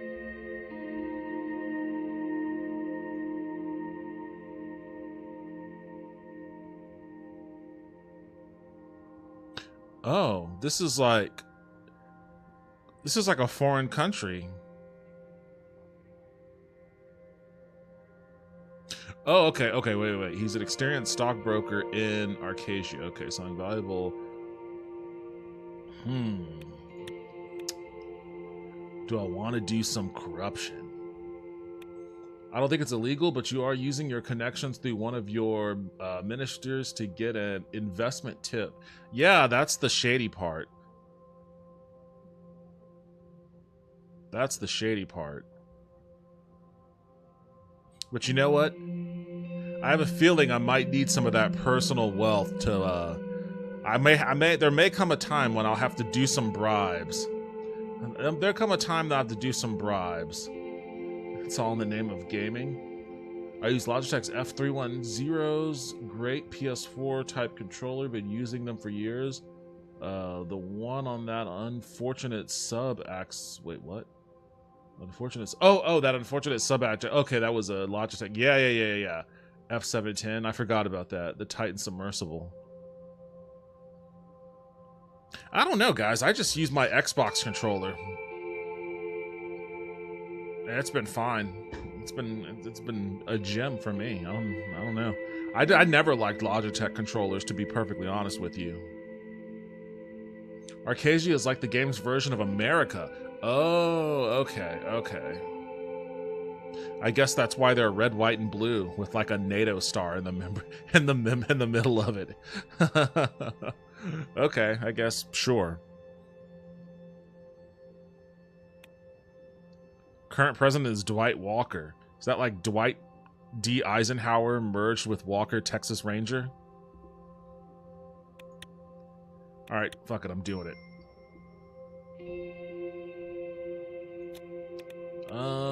Let's see. Reception at the inaugural ball. I had just finished buttoning up my suit jacket when the doorbell rang. The presidential guard had arrived to pick us up for the inaugural ball. The ball was a 3-decade-old tradition, breathlessly anticipated by politicians, bureaucrats, and the press. All eyes were about to be on me. I called on Monica to get the children ready. Looking in the mirror, I straightened my tie and took a deep breath. After tonight, there would be no turning back. Suddenly, Deanna hugged me from behind, startling me a little. Monica had fixed her hair to an elaborate braid woven through with ribbons. Papa, Mama told me it's time to go. Oh, darling, I am ready. Where's your brother? I think Frank is still upstairs. She shrugged. It was almost time to leave. The big ball was starting in less than an hour. Darling, Frank, it's time. Or Monica, Frank, enough fussing around. Let's get a move on. I'll be nice tonight. The president looks like Nixon, too. Monica came down the stairs. She was wearing a simple yet elegant beige sheathed dress and short heels. Her hair had been neatly pinned into a chignon? I don't even know what that is. Showing off the pearl earrings. The pearl earrings I had given her for our 15th anniversary. All those years she has stayed by my side. Now we were about to begin the most challenging chapter in our lives yet. How do you do, Mr. President? I kiss her hand, I embrace her. I just stand there and look at her. I'm gonna hit her with the Gen Z stare. Alright, sure, I'll hit her with the Gen Z stare. I stood there and looked my wife up and down. Now where the hell is Frank? Frank! Or, Monica, my love, you look as gorgeous as the day we married. Or, yeah, enough about you, bitch. How do I look? I mean, look at that. He's rocking the slick dome and like a well-groomed beard, so I think he's looking fine. I'll be the honey-tongued devil here. Monica, my love, you look as gorgeous as the day we married. Now, there's that charm that got you elected. Frank trudged down the stairs. This thing itches. Frank tugged at the collar of his new tuxedo. He seemed ill at ease. I'm glad to have you go with us for the big night. Sure, Dad, I'm just dying to go. Papa, are these people going to be around us from now on? She pointed at the presidential guards at the door of the house. Yes, Sortland's most important family needs extra protection. Unfortunately, yes, they can't leave our side until my term ends. You'll get used to it, or these people are our friends. I'll say they're our friends. That's alright, baby. They're here to make sure nothing bad happens to your papa or his family. Monica held Deanna's hand. Together, they flanked by the guards who walked out the door. Halfway to the car, Frank stopped abruptly and turned towards me. Dad, do I really have to go? Couldn't I stay home instead? I'm nervous myself, Frank, but I'd feel a lot more confident with my son by my side. It's a party thrown for me. Don't you want to support your father? You'll love it, son. I'm sure there'll be plenty of pretty girls to dance with. Or don't make me angry, Frank.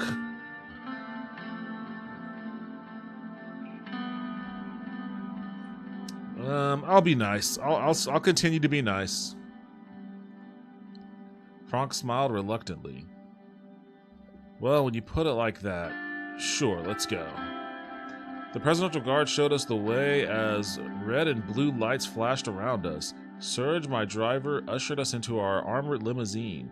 The motorcade started moving towards the palace. I gazed out the window, deep in thought.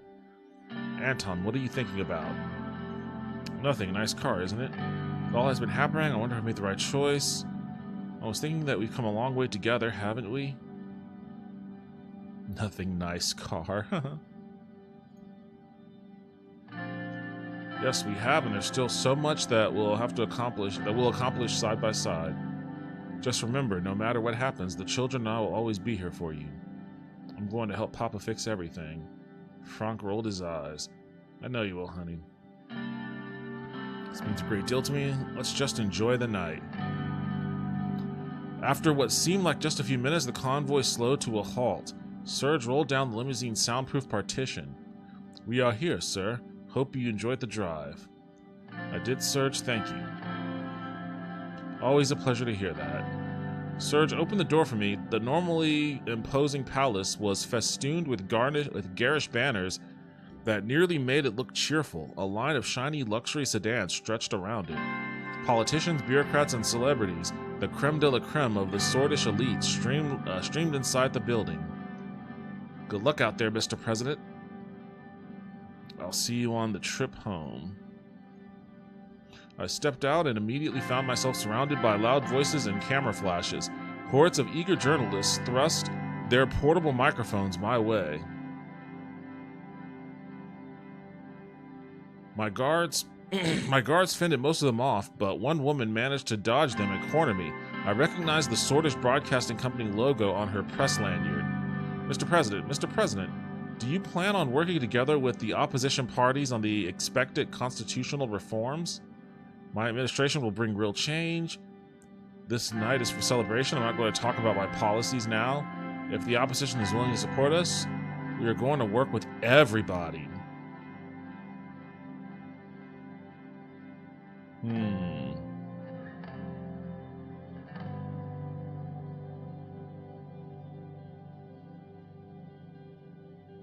Just gonna say, my administration will bring real change.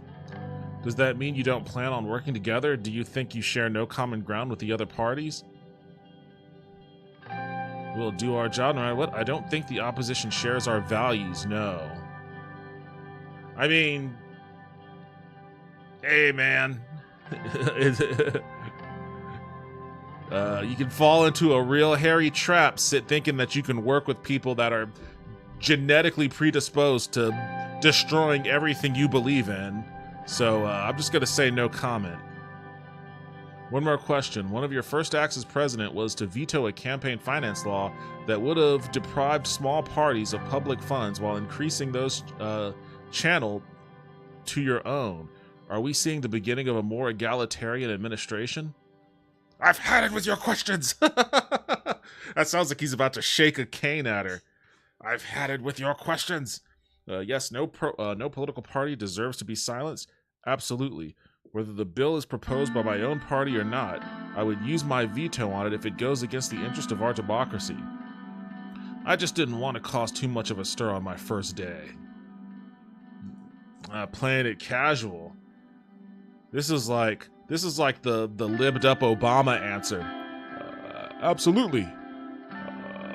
Whether the bill is proposed by my own party or not, I would use my veto on it if it goes against the interest of democracy. As opposed to just being like, I just didn't want to cause a stir on my first day. I'll just say 2. That's enough, ma'am. Said one of my guards while nudging the reporter away from me. A path through the crowd was now open, and we quickly made our way to the entrance of the palace. At the same time, a dozen fireworks went off. The entrance was decorated with beautiful ribbons in Sortland's colors of white, yellow, and maroon. A lush maroon carpet had been rolled down the stairs. We entered the lobby and joined the throngs of people making their way towards the ballroom. As I navigated through the crowd, a familiar figure stepped into my path. It was Bernard Circus, the acclaimed poet and now MP. His face bore a look of subtle defiance. Who is this guy? Bernard Circus is a Swordish poet, novelist, and short story writer, and communist politician. He is acclaimed for his lyrical flow and was regarded to be the leader of the Swordish avant-garde. His early writings were heavily influenced by the social, cultural, and economic problems of his home city of Dare. His work earned him the description of a romantic communist. He joined the Red Youth during the Swordish Civil War and fled Swordland after the war was over, surviving the purge of Tarkin's soul. He moved... Wait, was this guy like... I think I remember some of this from when I first started the game.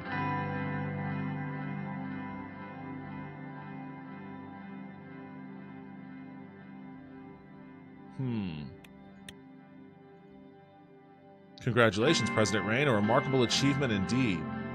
It's been a long time, Comrade Circus. I think I remember this guy from, like, the opening. A remarkable achievement, yes, but the true test begins now, don't you think? I appreciate your congratulations. But from one former Red Youth member to another, we both know our work has just begun. Thank you, Mr. Circus. We've both come a long way from our Red Youth days, haven't we? It's been a long time, Comrade Circus. It has, President Rain, but once a Red Youth, always a Red Youth.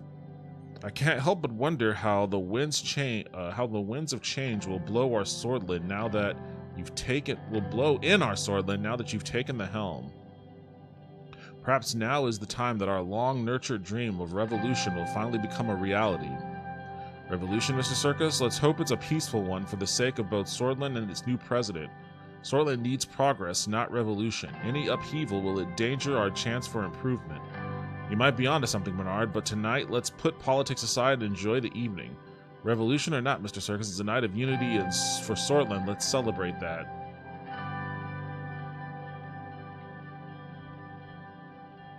He wasn't in the opening, but the Civil War was in the opening. Okay, so he wasn't specifically there, but I remember the Red Youth and whatnot from that, from the opening. Or at least from my character's origin.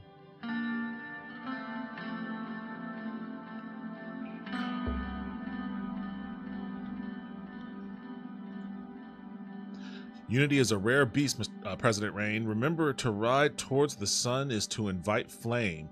Yet only through fiery peril can true glory be found. The light of the light of it binds us all. We will share this journey together. I've taken up enough of your time, President Rain. This is your night after all. Your family, friends, and country await. Thanks for sharing your wisdom, Mr. Circus. Enjoy your evening. You certainly have a way with words, Mr. Circus. I can see why they gave you the Vulpix Award.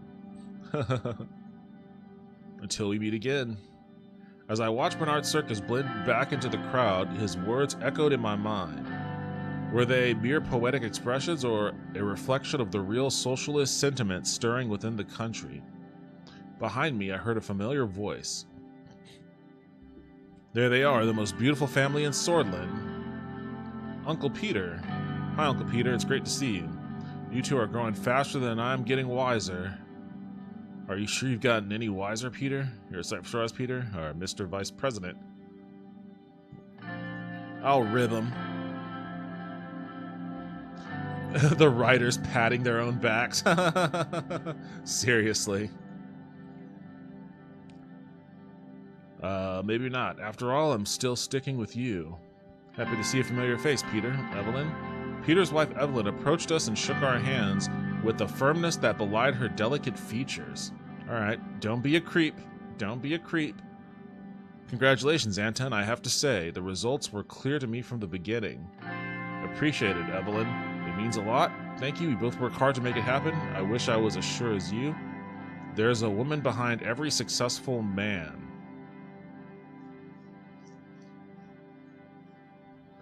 Could do some hardcore pandering. What a gentleman. Monica smiled at me. Monica, how are you? You barely said a word. I'm more than relieved to have this roller coaster ride over with, but of course now the real work begins. Yes, managing the help, planning parties, daily trips to the salon to look your best for foreign dignitaries. Ease up, Evelyn, ease up. Don't be so old-fashioned, Evelyn. I plan to use my power as First Lady to advance the position of women throughout Swordland. Equal rights for our sex are long overdue, wouldn't you say, Anton?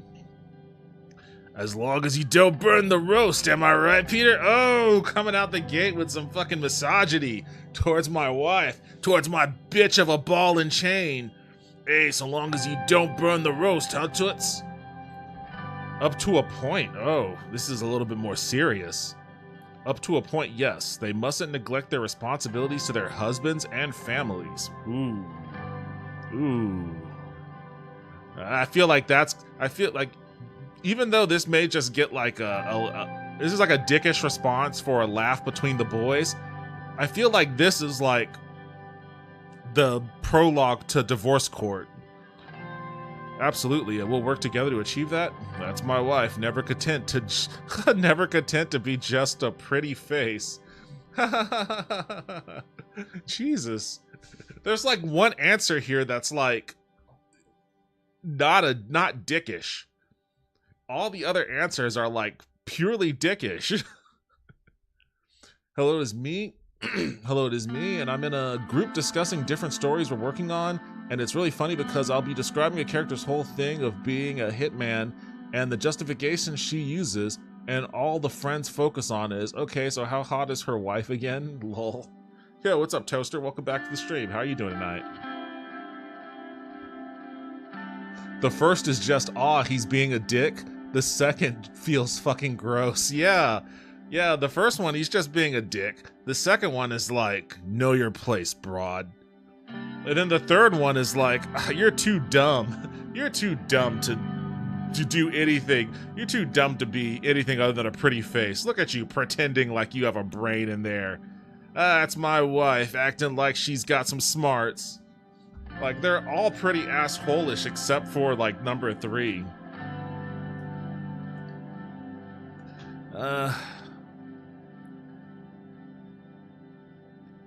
I'm gonna be a dick.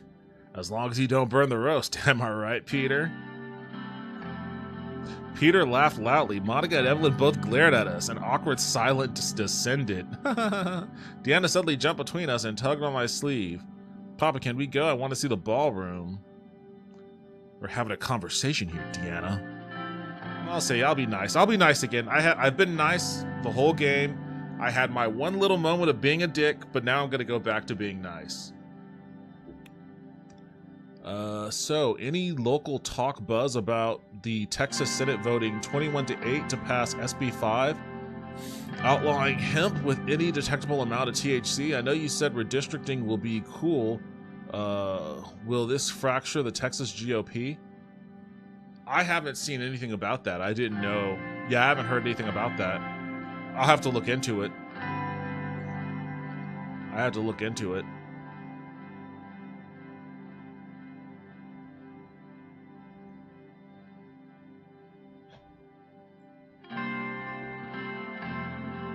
When did that vote happen? feel like I just... Okay, I'm going. I feel like I just heard something about that the other day, but I didn't know that a vote was imminent. We left the lobby and made our way towards the ballroom. Inside, we were yet again surrounded by a noisy crowd, but this time it was the politicians who sought to appease their new authority in Swordland. I spent the next few hours shaking hands, joining various conversations, some serious, some superficial, and making speeches. We finally settled down at our dinner table with the Vecturns as the band started playing some slow jazz tunes. Oof, that was tiring. Another drink, or if I have to shake another hand again, or you have to get used to it. Yeah, let's get shit-faced. Well, suddenly a loud banging noise echoed from outside the ballroom, then another one, and another. The musicians stopped playing. Everyone in the room was looking around in confusion. Peter and I turned towards each other, realization dawning on both of our faces. Fireworks? I don't think fireworks, buddy. No! Gunshots! It was shaking around like that, so I had to shake too. As soon as Monica heard the words, she lunged from her seat. Shield Monica and the kids. I threw myself on Monica, Diana, and Frank to shield them. Papa, what's happening? I knew it. We never should have come. Alright, Frank, chill. Chaos broke out as some of the guests flung themselves under the tables, and as others ran towards the door, screaming. Diana burst into tears while Frank tried to comfort her, hiding the fear in her own eyes. 3 more gunshots rang out loudly. Mr. President, are you alright? Carl Greiser, head of the Swordish police force, was running towards us with 3 more police officers in decorated uniforms. They all had their guns drawn. As soon as he made it to us and saw that we were unharmed, he let out a big sigh of relief. Thank God. Status report! 1 second, Mr. President. He turned around quickly to his men. Check the perimeter now. Paul, Jansen, follow my lead. We'll bring them to the safe room. He now turned to Monica, Evelyn, and the children and spoke in a softer voice. Do not worry, the situation is now under control. Please follow me. Hey man, didn't I say status report? Why don't you tell me what the fuck is going on here? We promptly followed Carl through the winding halls and corridors of the palace. His men still had their guns drawn, which did nothing to ease the tension. On the way, Peter made an attempt to break the silence. What a fucking night. Not now, Peter. Carl turned to us with a serious face as we were about to round a corner. Quiet, please. Sorry, I talk when I get nervous. Peter, shut up. Carl flipped a switch on the wall and a panel opened, revealing a hidden staircase leading into a large reinforced door. Inside, a set of emergency lights flickered on. The safe room was comfortable and spacious, with expensive-looking leather sofas. Small security monitors on the wall displayed grainy footage of each room in the palace. There was a boardroom and a pantry containing enough provisions to last us months. Monica and Evelyn sat the children down and started wiping their tears. Carl stepped away from us and made a few radio calls. When he was done, he returned to me and Peter. So, tell me, Carl, do I have clowns? Do I have clowns for a security force? My guy is going full. My guy is losing his shit and is taking it out on his fucking security team. As I raised my voice, he lowered his head in respect. No, sir. Then tell me how this circus show happened in my ball. Then tell me how this circus show happened in my ball! The room went quiet. Peter seemed like he was about to say something, but with one look from me, he stopped. I am sorry, sir. I will personally conduct the investigation into our palace security force once we figure out what is going on. I can assure you I will be relentless in dealing with incompetence. You better be, for your sake. My guy is just... My guy is just exploding. Status update. Deanna started crying because of my yelling. As you command, sir. Carl's radio suddenly crackled to life. Every second felt like an eternity as he pressed his ear to the receiver. When it fell silent, he turned to us. Good news, we are not in any danger at the moment. The situation has been dealt with, and the perimeter has been secured by the guards and police. He glanced towards Monica, Evelyn, and the kids. If I may, sir. He gestured towards a more private corner of the room and started speaking more quietly. This is what we know so far. We have confirmed that 2 people were gunned down in front of the palace. The attacker is one of them, and we have reason to believe he was working alone. He fired 3 shots at an MP, 1 to the head and 2 to the body, instantly killing him. Presidential guards at the palace immediately shot and killed the attacker. He has not been identified yet, and will require an investigation. The MP that was killed was identified as Bernard Circus. Oh, the poet? Damn, he gave me that poem and then got capped immediately? This is huge, Anton. This will cause a lot of problems. A lot of problems. Peter pulled out 2 cigarettes and handed me one. He then turned to Evelyn. I could hear him trying to reassure her that everything was going to be all right. Monica was still trying to tend to Deanna as Frank paced the room, mumbling that he should have stayed home. Peter, old friend, what the hell have we got ourselves into? Smoke alone? I'll comfort the kids. I sat down beside my wife and children. We are safe. I'll make sure everything's going to be fine. We can't be sure of anything anymore, Anton. I lit my cigarette and took a deep drag. I was going to see this through and keep my family safe, at all costs. I crushed the cigarette on the ashtray. Oh, buddy. Yesterday, I believe. Now it is up to the House Companion Bill HB 5, which has been filed as part of a special session. It seems like it is a test of who has actual power among the Texas GOP. I'll look into it. Call the Bozo Squad.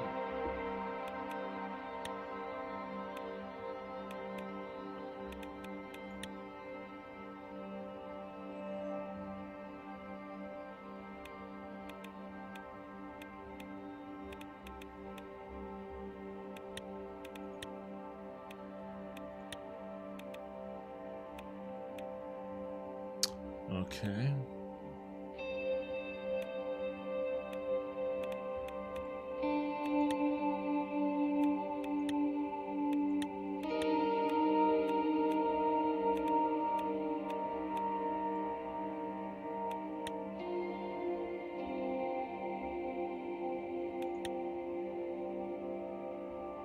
R.I.P. Bernard. R.I.P.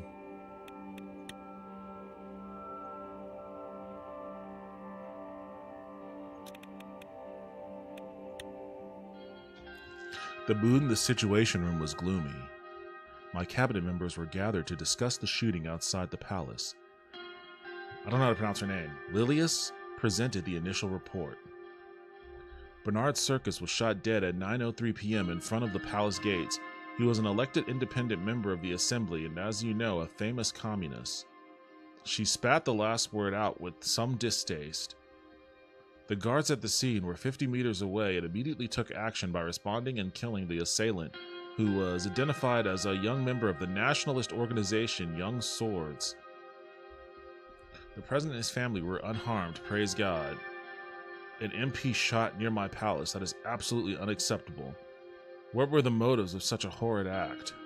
But why Bernard Circus? So he wasn't the target? What were the motivations? Our investigators are suspecting a political assassination since the Young Swords have been threatening the communists for some time.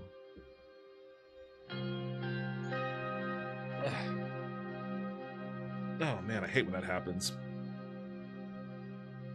I hate when I have like a burp, but it doesn't come out. Like, it gets stuck. Like, I have a burp and it gets stuck behind like liquids and I can't force it out, and then it just goes right back down in there. It's a bad feeling. Young Swords is a right-wing... I just feel like I need to burp.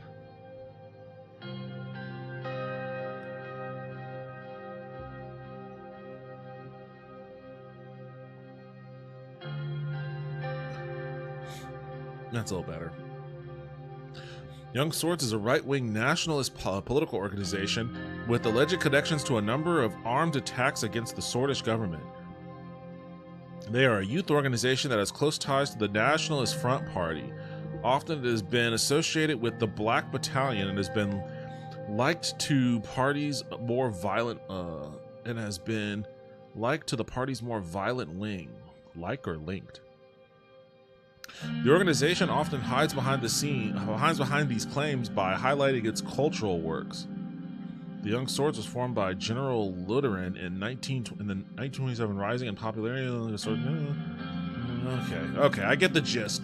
Right-wingers. As so often is the case, right-wingers. It's a big deal to me because I need those federally legal cannabinoids to get stoned, and they are trying to make them illegal or some such shit. This game has me thinking politics. I like it.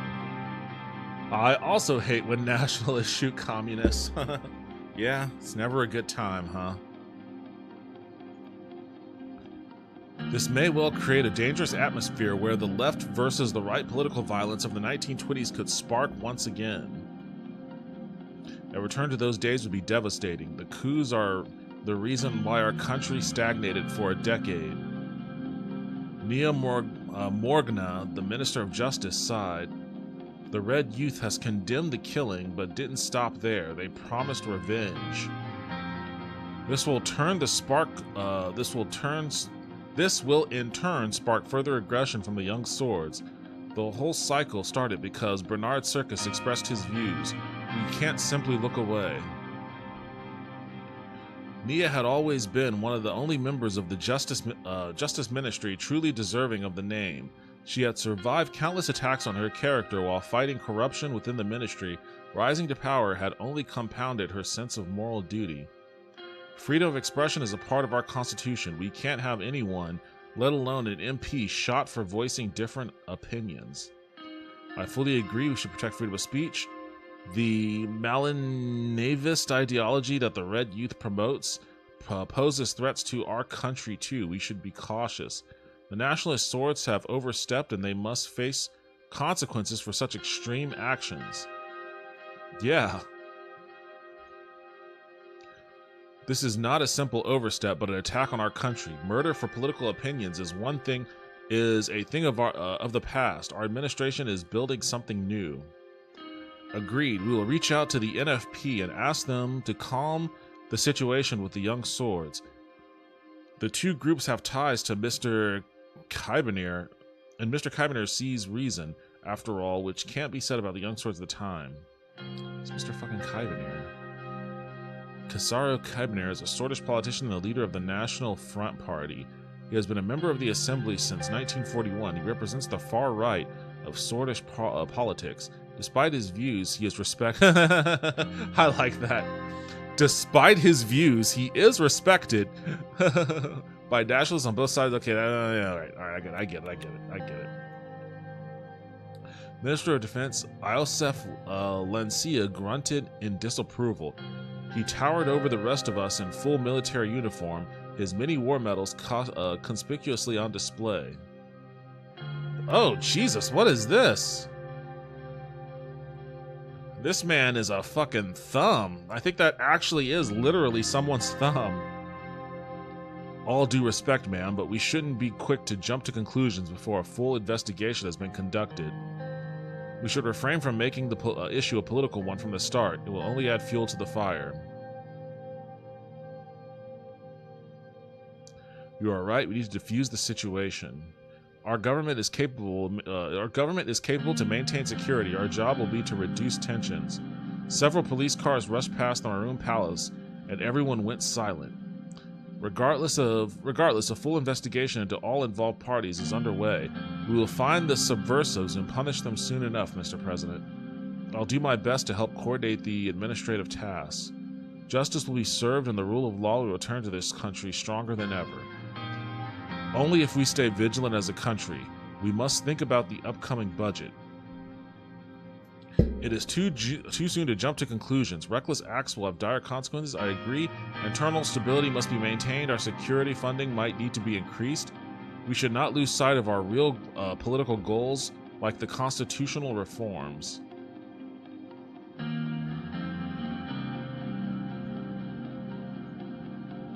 Agreed. We should be patient until we have the full picture. Lucian took some notes after checking the latest newspaper reports. It seems that the tensions between the communists and the nationalists will escalate further. It will be very difficult to pass any meaningful change if there is chaos in the country. We can't pass any constitutional reforms in such an atmosphere. We can't fix the recession if there isn't stability. We will make it through this and deliver on our promises.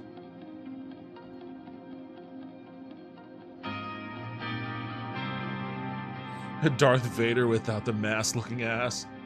Yeah, a little bit, honestly.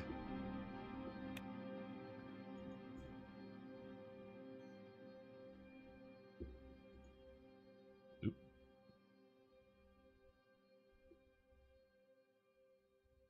This will be it for today. We can meet again soon. Okay.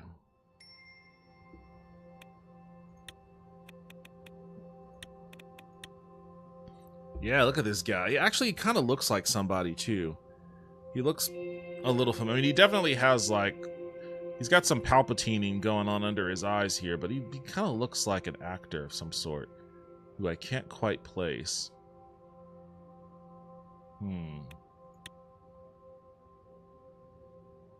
How's my train coming along?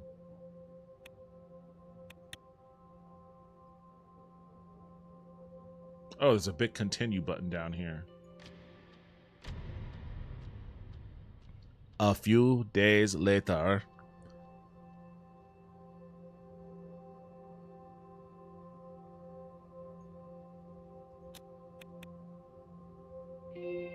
Security briefing on the threats against Swordland. Let's do that first. I arrived in front of the doors leading to the Situation Room. Today's security briefing was arranged in two parts, starting with the internal matters and moving on to external matters after a short break. The Minister of the Interior, Lilias Graf, and the Minister of Justice and Law, Nia Morgna, would join us for the first part, the law enforcement briefing. For the second part, the Minister of Defense, Josef Lancia, would join with a few high-ranking officials, including Chief of the Armed Forces, Vulcan Kruger. Okay, that guy looks more normal. I opened the door. Lucian, Nia, and Lilias rose from their seat. Sir? Please take your seats. Everyone in the room sat down except for Lucian. He put on his glasses and went through the documents in front of him. Shortly after, he raised his head to address the attendees. Mr. President, ladies, we will kick off today's meeting with an internal security briefing. I'm assuming everyone has already been over the agenda. We will have busy schedules, so without further ado, I will jump into our first topic. As we feared, the political atmosphere has worsened. The reports around the country indicate that tensions are rising as we feared. What is the status on the Bernard Circus investigation? I have received news this morning that the investigation of the murder of Bernard Circus has concluded. Please enlighten us. The more we know, the better. After further investigation and testimonies, we have confirmed the motive and also the events leading up to the shooting. A few days prior, members of the Red Youth initiated a violent attack on a Young Swords local leader in Jin. We believe the Young Swords then called for revenge, leading to the death of Mr. Circus. Since he often spoke against the Young Swords and nationalist sentiments in the assembly, he was a big target, not to mention his radical communist views. Political violence is to stop. You had it coming.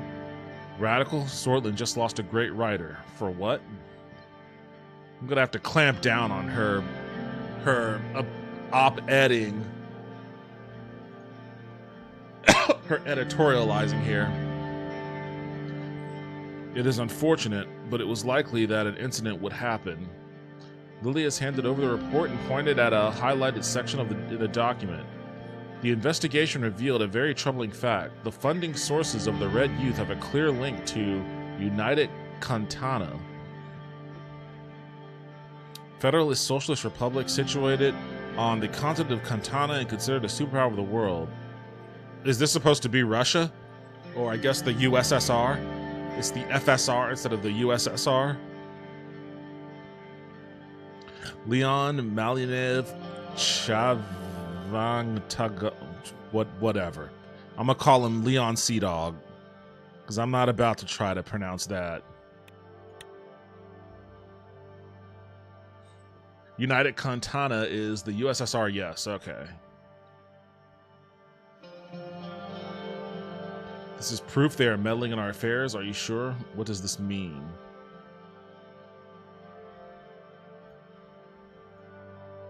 Yes, we found the cash trail.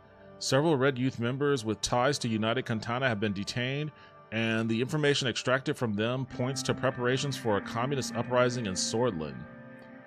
This isn't unusual for the superpowers to influence other nations, but I think this case is a little far-fetched. The left lacks popular support in Swordland. Well, what else is fucking new? Where, I mean, I guess maybe that's not quite entire. I shouldn't say that. Nia eagerly lifted her hand. I motioned for her to speak. I went over the report in detail. It would be wrong to jump to conclusions about the clear foreign interference yet. United Kantana has humanitarian and cultural ties with many countries, including Swordland. I must trust Miss Graff's judgment. United Kantana is clearly trying to expand its influence. I also don't want to jump to... I'm going to say the first one. Mr. Rain, we have done our due diligence and the funding operative. We have done our due diligence and the funding, operatives, and strategy all point to a coup plot. She took a sip from her glass of water and continued. Our police chief Carl Greaser has linked the funding channel to United Kantana consultant in Benfi. The vibrancy and vitality of Benfi is internationally renowned. Geographically, it is located... What is Benfi? Oh, it's over here. Okay.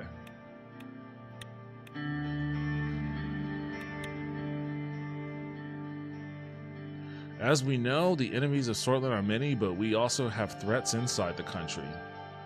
We remain vigilant as the government. We have all the power to deal with any threat. Our country always had issues. This is a part of our job. It's a part of the job, lady. If we give up essential freedoms to purchase temporary security, we deserve neither freedoms nor security. That's a classic quote. This is debatable, but yes, we know what more security and surveillance cause to this country under President Sol. Let's not forget that President Sol, God bless him, brought stability after a long period of bloodshed and chaos. But moving on, our highest internal threat comes from the estimated 20,000 strong Blutish Freedom Fort led by the imprisoned Delin Arge. What the fuck is all this? Blutish Freedom Fort is a Blutish militant and political organization based in the Blutish regions of Swordland and Wayland. Since the Izam incident of 1933, the BF have been involved in an armed conflict with the Swordist state with an aim of achieving an independent Blutish state. They were created in protest against Swordland's oppression of the Blutish people and heavily promoted Blutish nationalism among the local community. Okay. This guy doesn't even have a picture. Blutish political leader, a founding member of the militant Blutish Freedom Front, who has been a political prisoner since his arrest in 1944. He used to be the leader of the BFM. Okay. They are a banned political organization, now a militant force that is trying to incite racial violence. They are making a lot of noise but have little substance.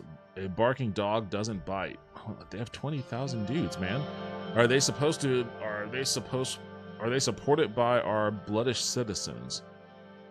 Are they cooperative with any Blutish political organization? To some extent. Luckily, they couldn't attract a wide audience of Bloods, but they could potentially attract thousands if anti-Bloodish sentiment spreads in Swordland again. Lilius pointed to the page 3 in her report. Our intelligence intercepted 2 crates filled with weapons close to the Rumburg border. They were filled with military-grade KA-74s. We expect that more have been smuggled in. A group of Bloods were caught with these guns at a checkpoint not far away. The governor of Bulgaria, Felix Braun, is already taking necessary measures to counter the threat. Rumburg has been acting aggressively in the region for a long time. I am not surprised that they would attempt to weaponize the British people against us. This is very worrying. Can we make any direct correlation between the BFF and Rumburg? It was expected that Rumburg would undermine us, but this is too far. We need to keep level-headed with Rumburg. They are looking for reasons to take action. We can't let anyone meddle in our internal affairs.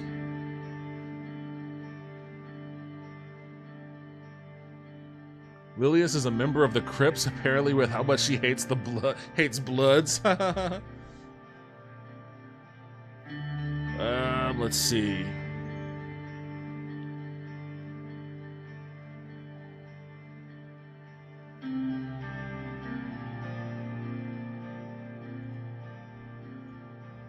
Not yet, but we have suspects that indicate such a correlation. This is grave news, but we must be careful not to stoke the fires of anti-Bloodish sentiment. Unfortunately, Governor Braun is directly causing the tensions to increase with his increasingly anti-Bloodish stance. I must remind you, Governor Braun is directly responsible for the arrest of Dolan Arge, the previous leader of the BFF. Alright, this guy sounds like an issue.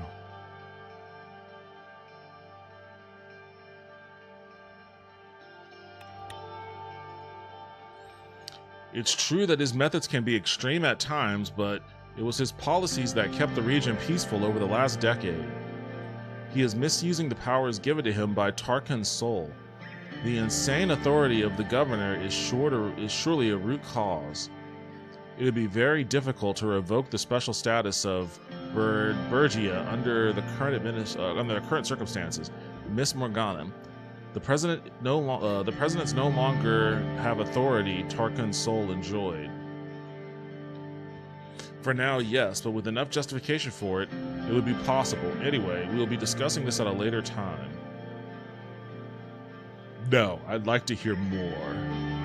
As you know, Bergia was given a special status by Tarkan Sol after the full-scale uprising by the BFF against the Sordish government in 1935. Those couple years were disastrous for Bergia. I think it's Dolan. Dolan Arge and the BFF declared war on us, openly attacked our people, and occupied entire cities. It was a massive uprising, but I'd like to point out the longest times they were in control of a city was 2 weeks. I wouldn't call that an occupation. Despite the arrest of Dolan Arge in 1944 and the BFF ceasing its activities, the special status of the region were never revoked. Today, the special zone of Bergia gives the governor insane amounts of authority. He was in trouble with the law before for not following the central government's authority. Unfortunately, Bergia also has its own police forces directly under the command of Governor Braun. They are not part of my ministry and only cooperate when they are forced to do so. This is a problem. So this guy is like his own little warlord over there.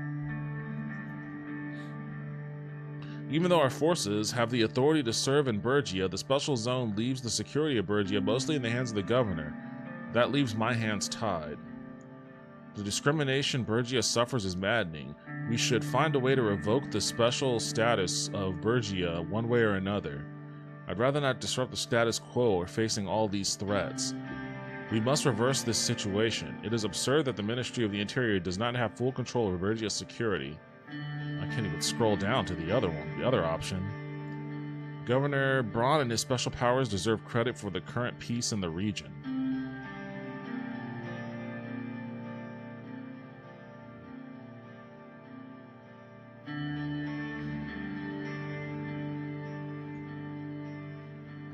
We gotta get rid of that special status.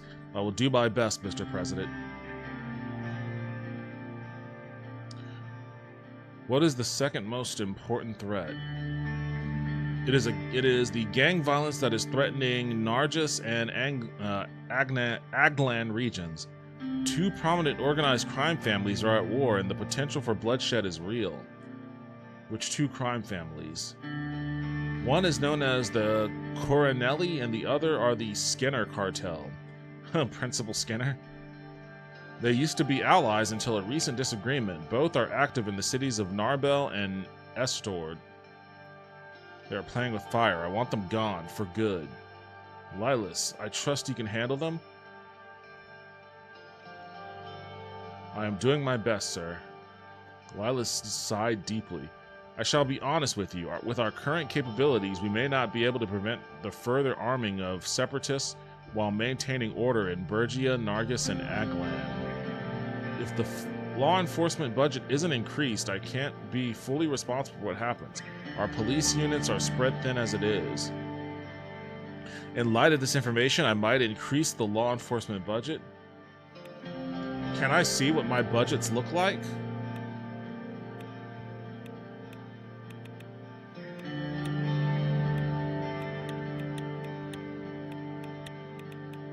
I want to see what my budget looks like.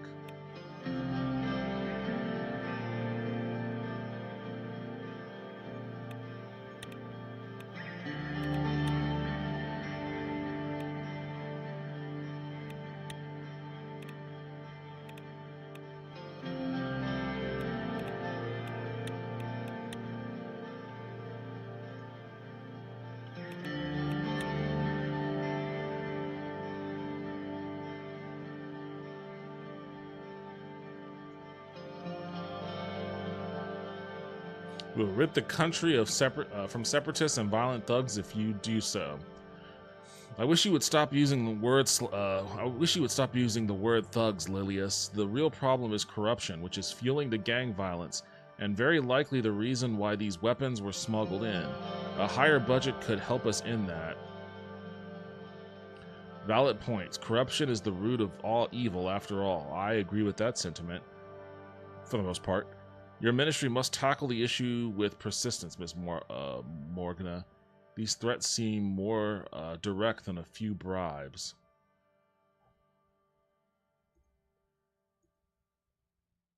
We can look into corruption once the weapons have been found and the gangs have been beaten. Just like the previous administrations, kicking the can down the road, this is what's destroying our institutions. Lilius and Nia were openly scowling at each other. Lilius turned back to her notes. Well, this concludes the topic of the internal portion. Thank you for the updates, Miss Graff, Miss Morgana. Thank you for the overview. The two ministers left the room. We took a short break before continuing with the second part. Upon invitation, Iosef Lancia, along with three high-ranking officials from the Ministry of Defense, walked into the room. One of the men was none other than General Kruger, the chief of the armed forces. Iosef made his way towards the table while the others stood by the door. Mr. President?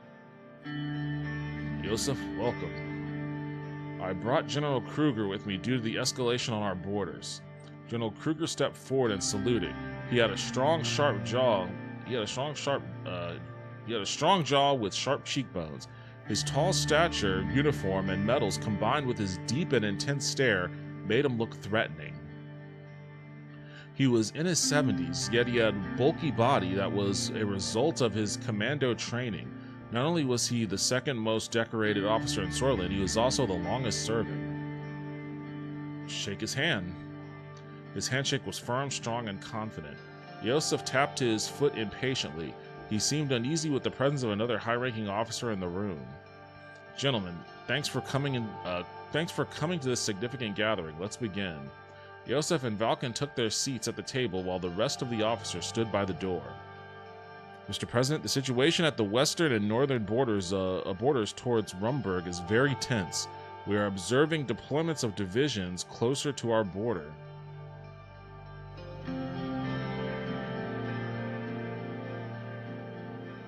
Oh, right here.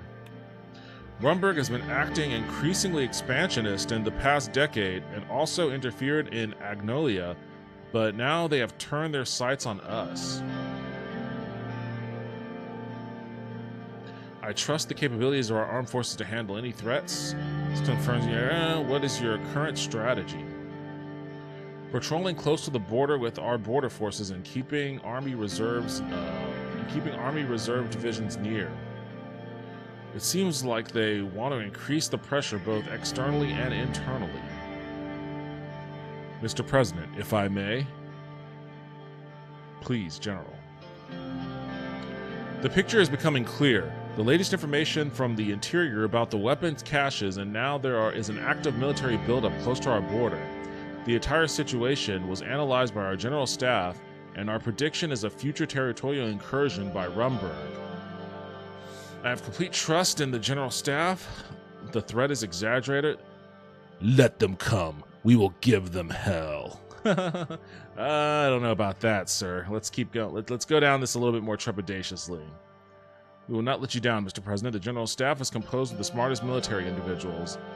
I require an increase in the military budget to enlist more soldiers. Only then we can stand strong against our enemies. The enlarged armed forces will hold them at bay. Vulcan is right. We do need an increase in the military budget.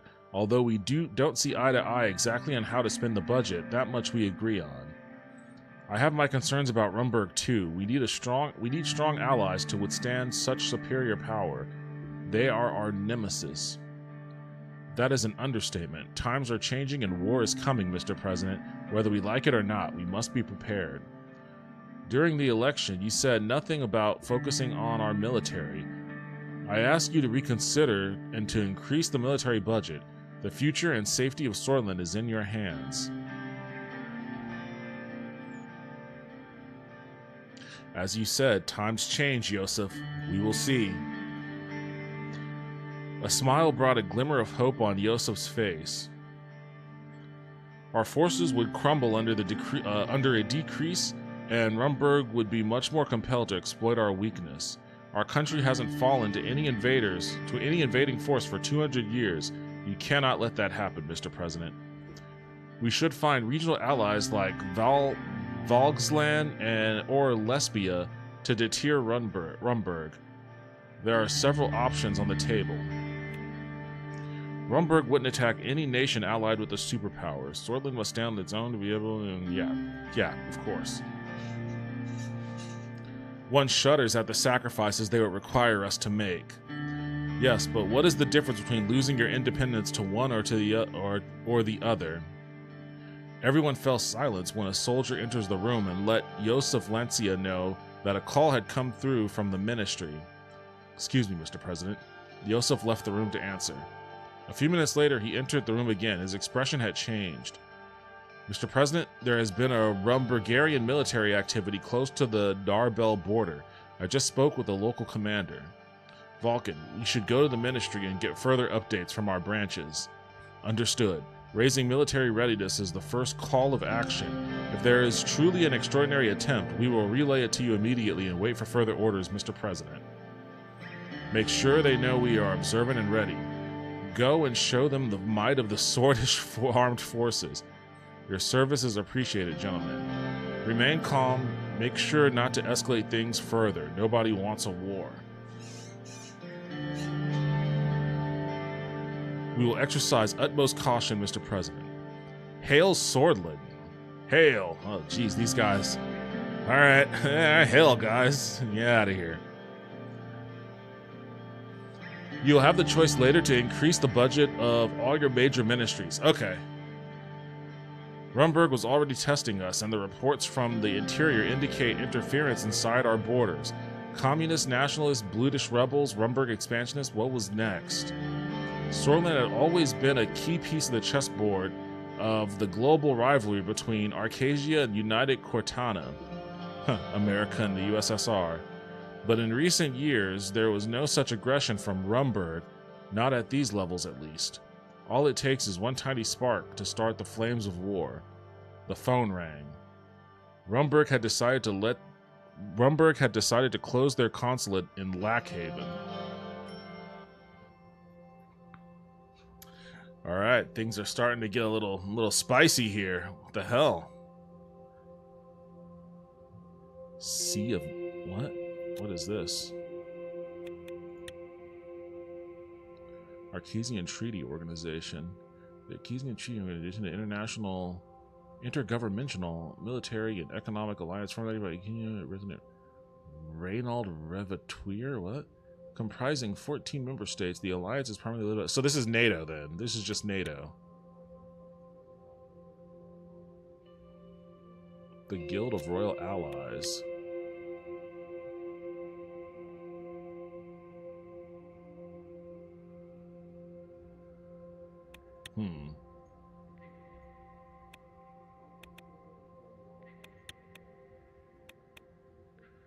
Widespread protest. The city is in a state of political chaos. Protests and shows of civil disobedience are regular occurrences on the streets. Oh, we're back to being unstable, huh? You know, I had things going pretty smooth before that poet got shot.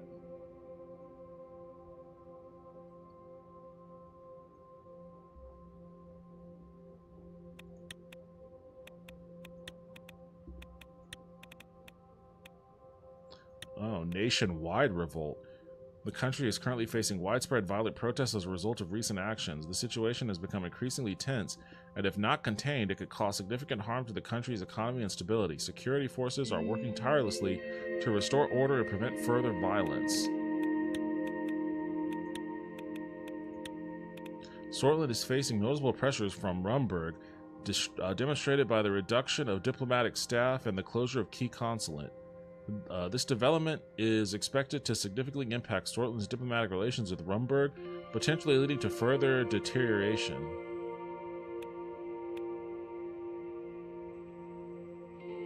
So, like, are we talking with these guys?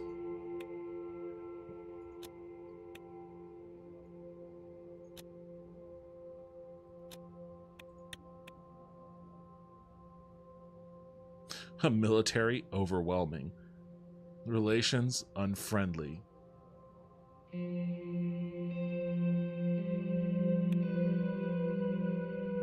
Fear God and honor the Queen. Are these guys supposed to be like Britain? Is this Britland over here?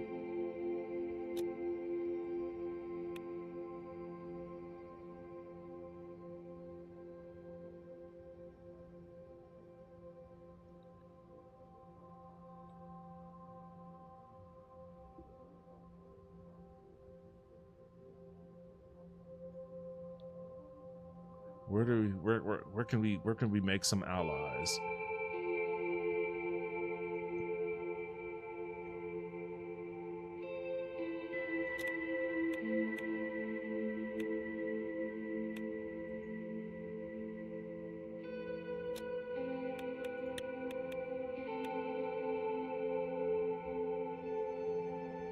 Do we have any allies? I guess Agnoli are friendly with us. For whatever it's worth with these guys. Wayland? Neutral? Weak? Wait, what is their military like? Weak? It's just a bunch of weak countries. Our military is probably also... Wait, how do I see my country's stats? Here we go.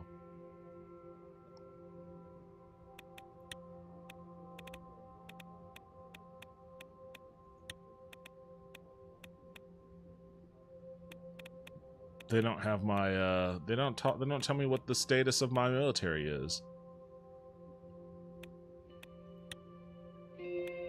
I don't get a military ranking.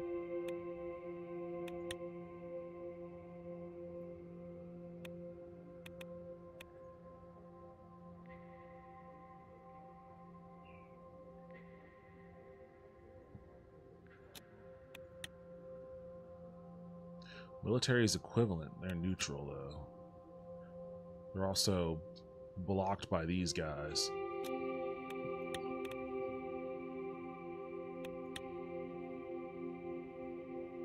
Kingdom of Rizia.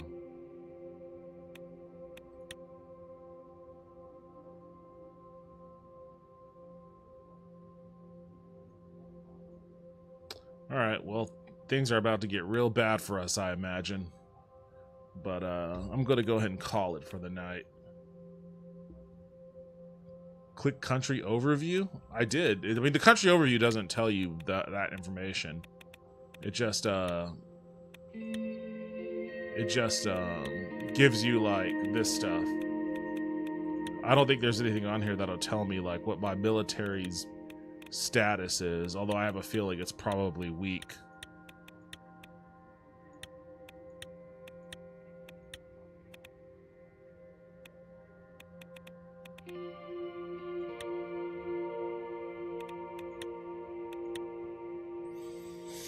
Kingdom of Rizzlers.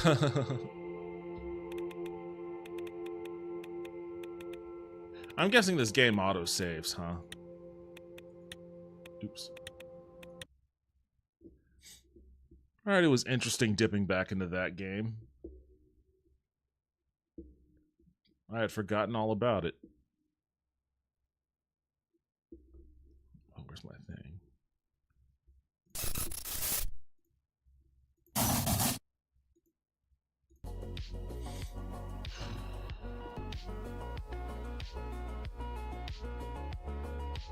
Now it's time to say goodbye to all our company. Hey, I gotta end the stream sometimes. Deviant almost spells Devon, Night All. That was a cool game. It was a lot of reading. It was a lot of reading. It was really fun watching you play it. Well, thank you for reminding me of it. I'll have to keep up on it. I'll have to keep up on it. I've got a lot of Kingdom games going on right now. I've got The King is Watching. Now I'm ruling Swordland again.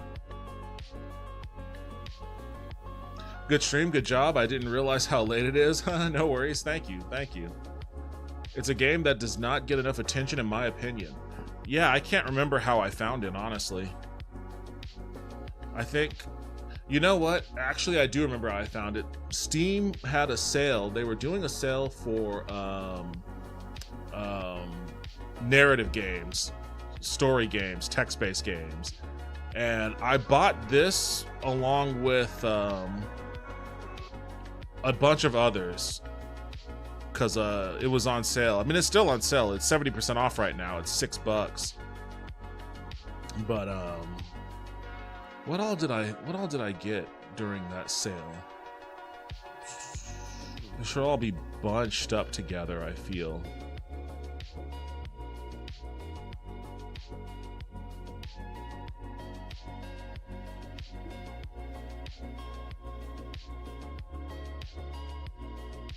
Yeah, I got Vampire the Masquerade, Courtiers of New York, Where the Water Tastes Like Wine.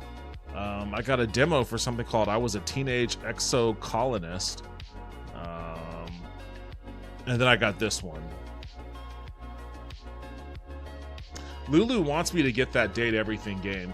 I think at some point I'm gonna have a dating sim arc.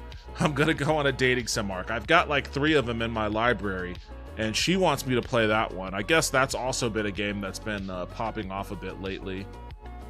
Date Everything.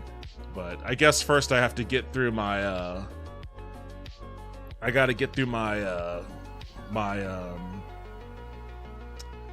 being a king. I have to get through my kingdom ruling arc first. And then, I don't know, I just bought a bunch of racing games, so maybe I'll have a racing game arc. At some point, I'll get to the dating sim arc, but we'll see. We'll see. This game's fun, though. I like it. I like it. I don't know what I'm going to do once I get to the part where I have to start allocating budgets, but I'm going to adhere to my principles, and I'm going to devote myself to building high-speed rail.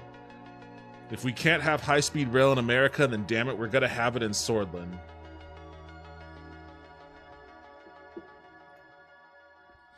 Alright, that's it for me. Thank you everybody for joining me. I appreciate it, as always.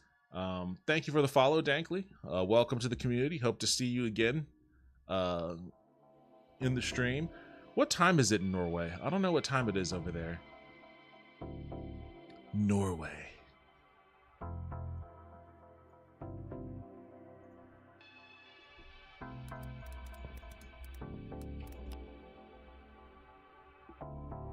7:39 a.m. Oh man, you are an early bird.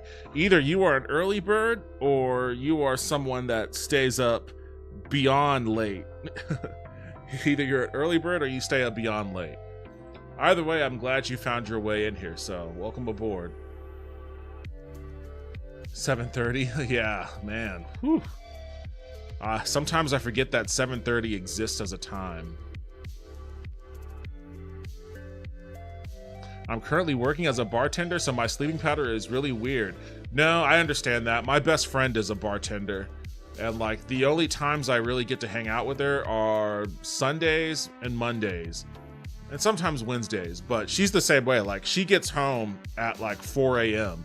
and she's up until at least, 6 or 7. That's when she usually goes to bed too. So I understand that schedule. And as a function of that, like, it's fucked up because I have a 9-to-5 job, but like I still kind of sort of adhere a little bit to her schedule whenever we're doing stuff together.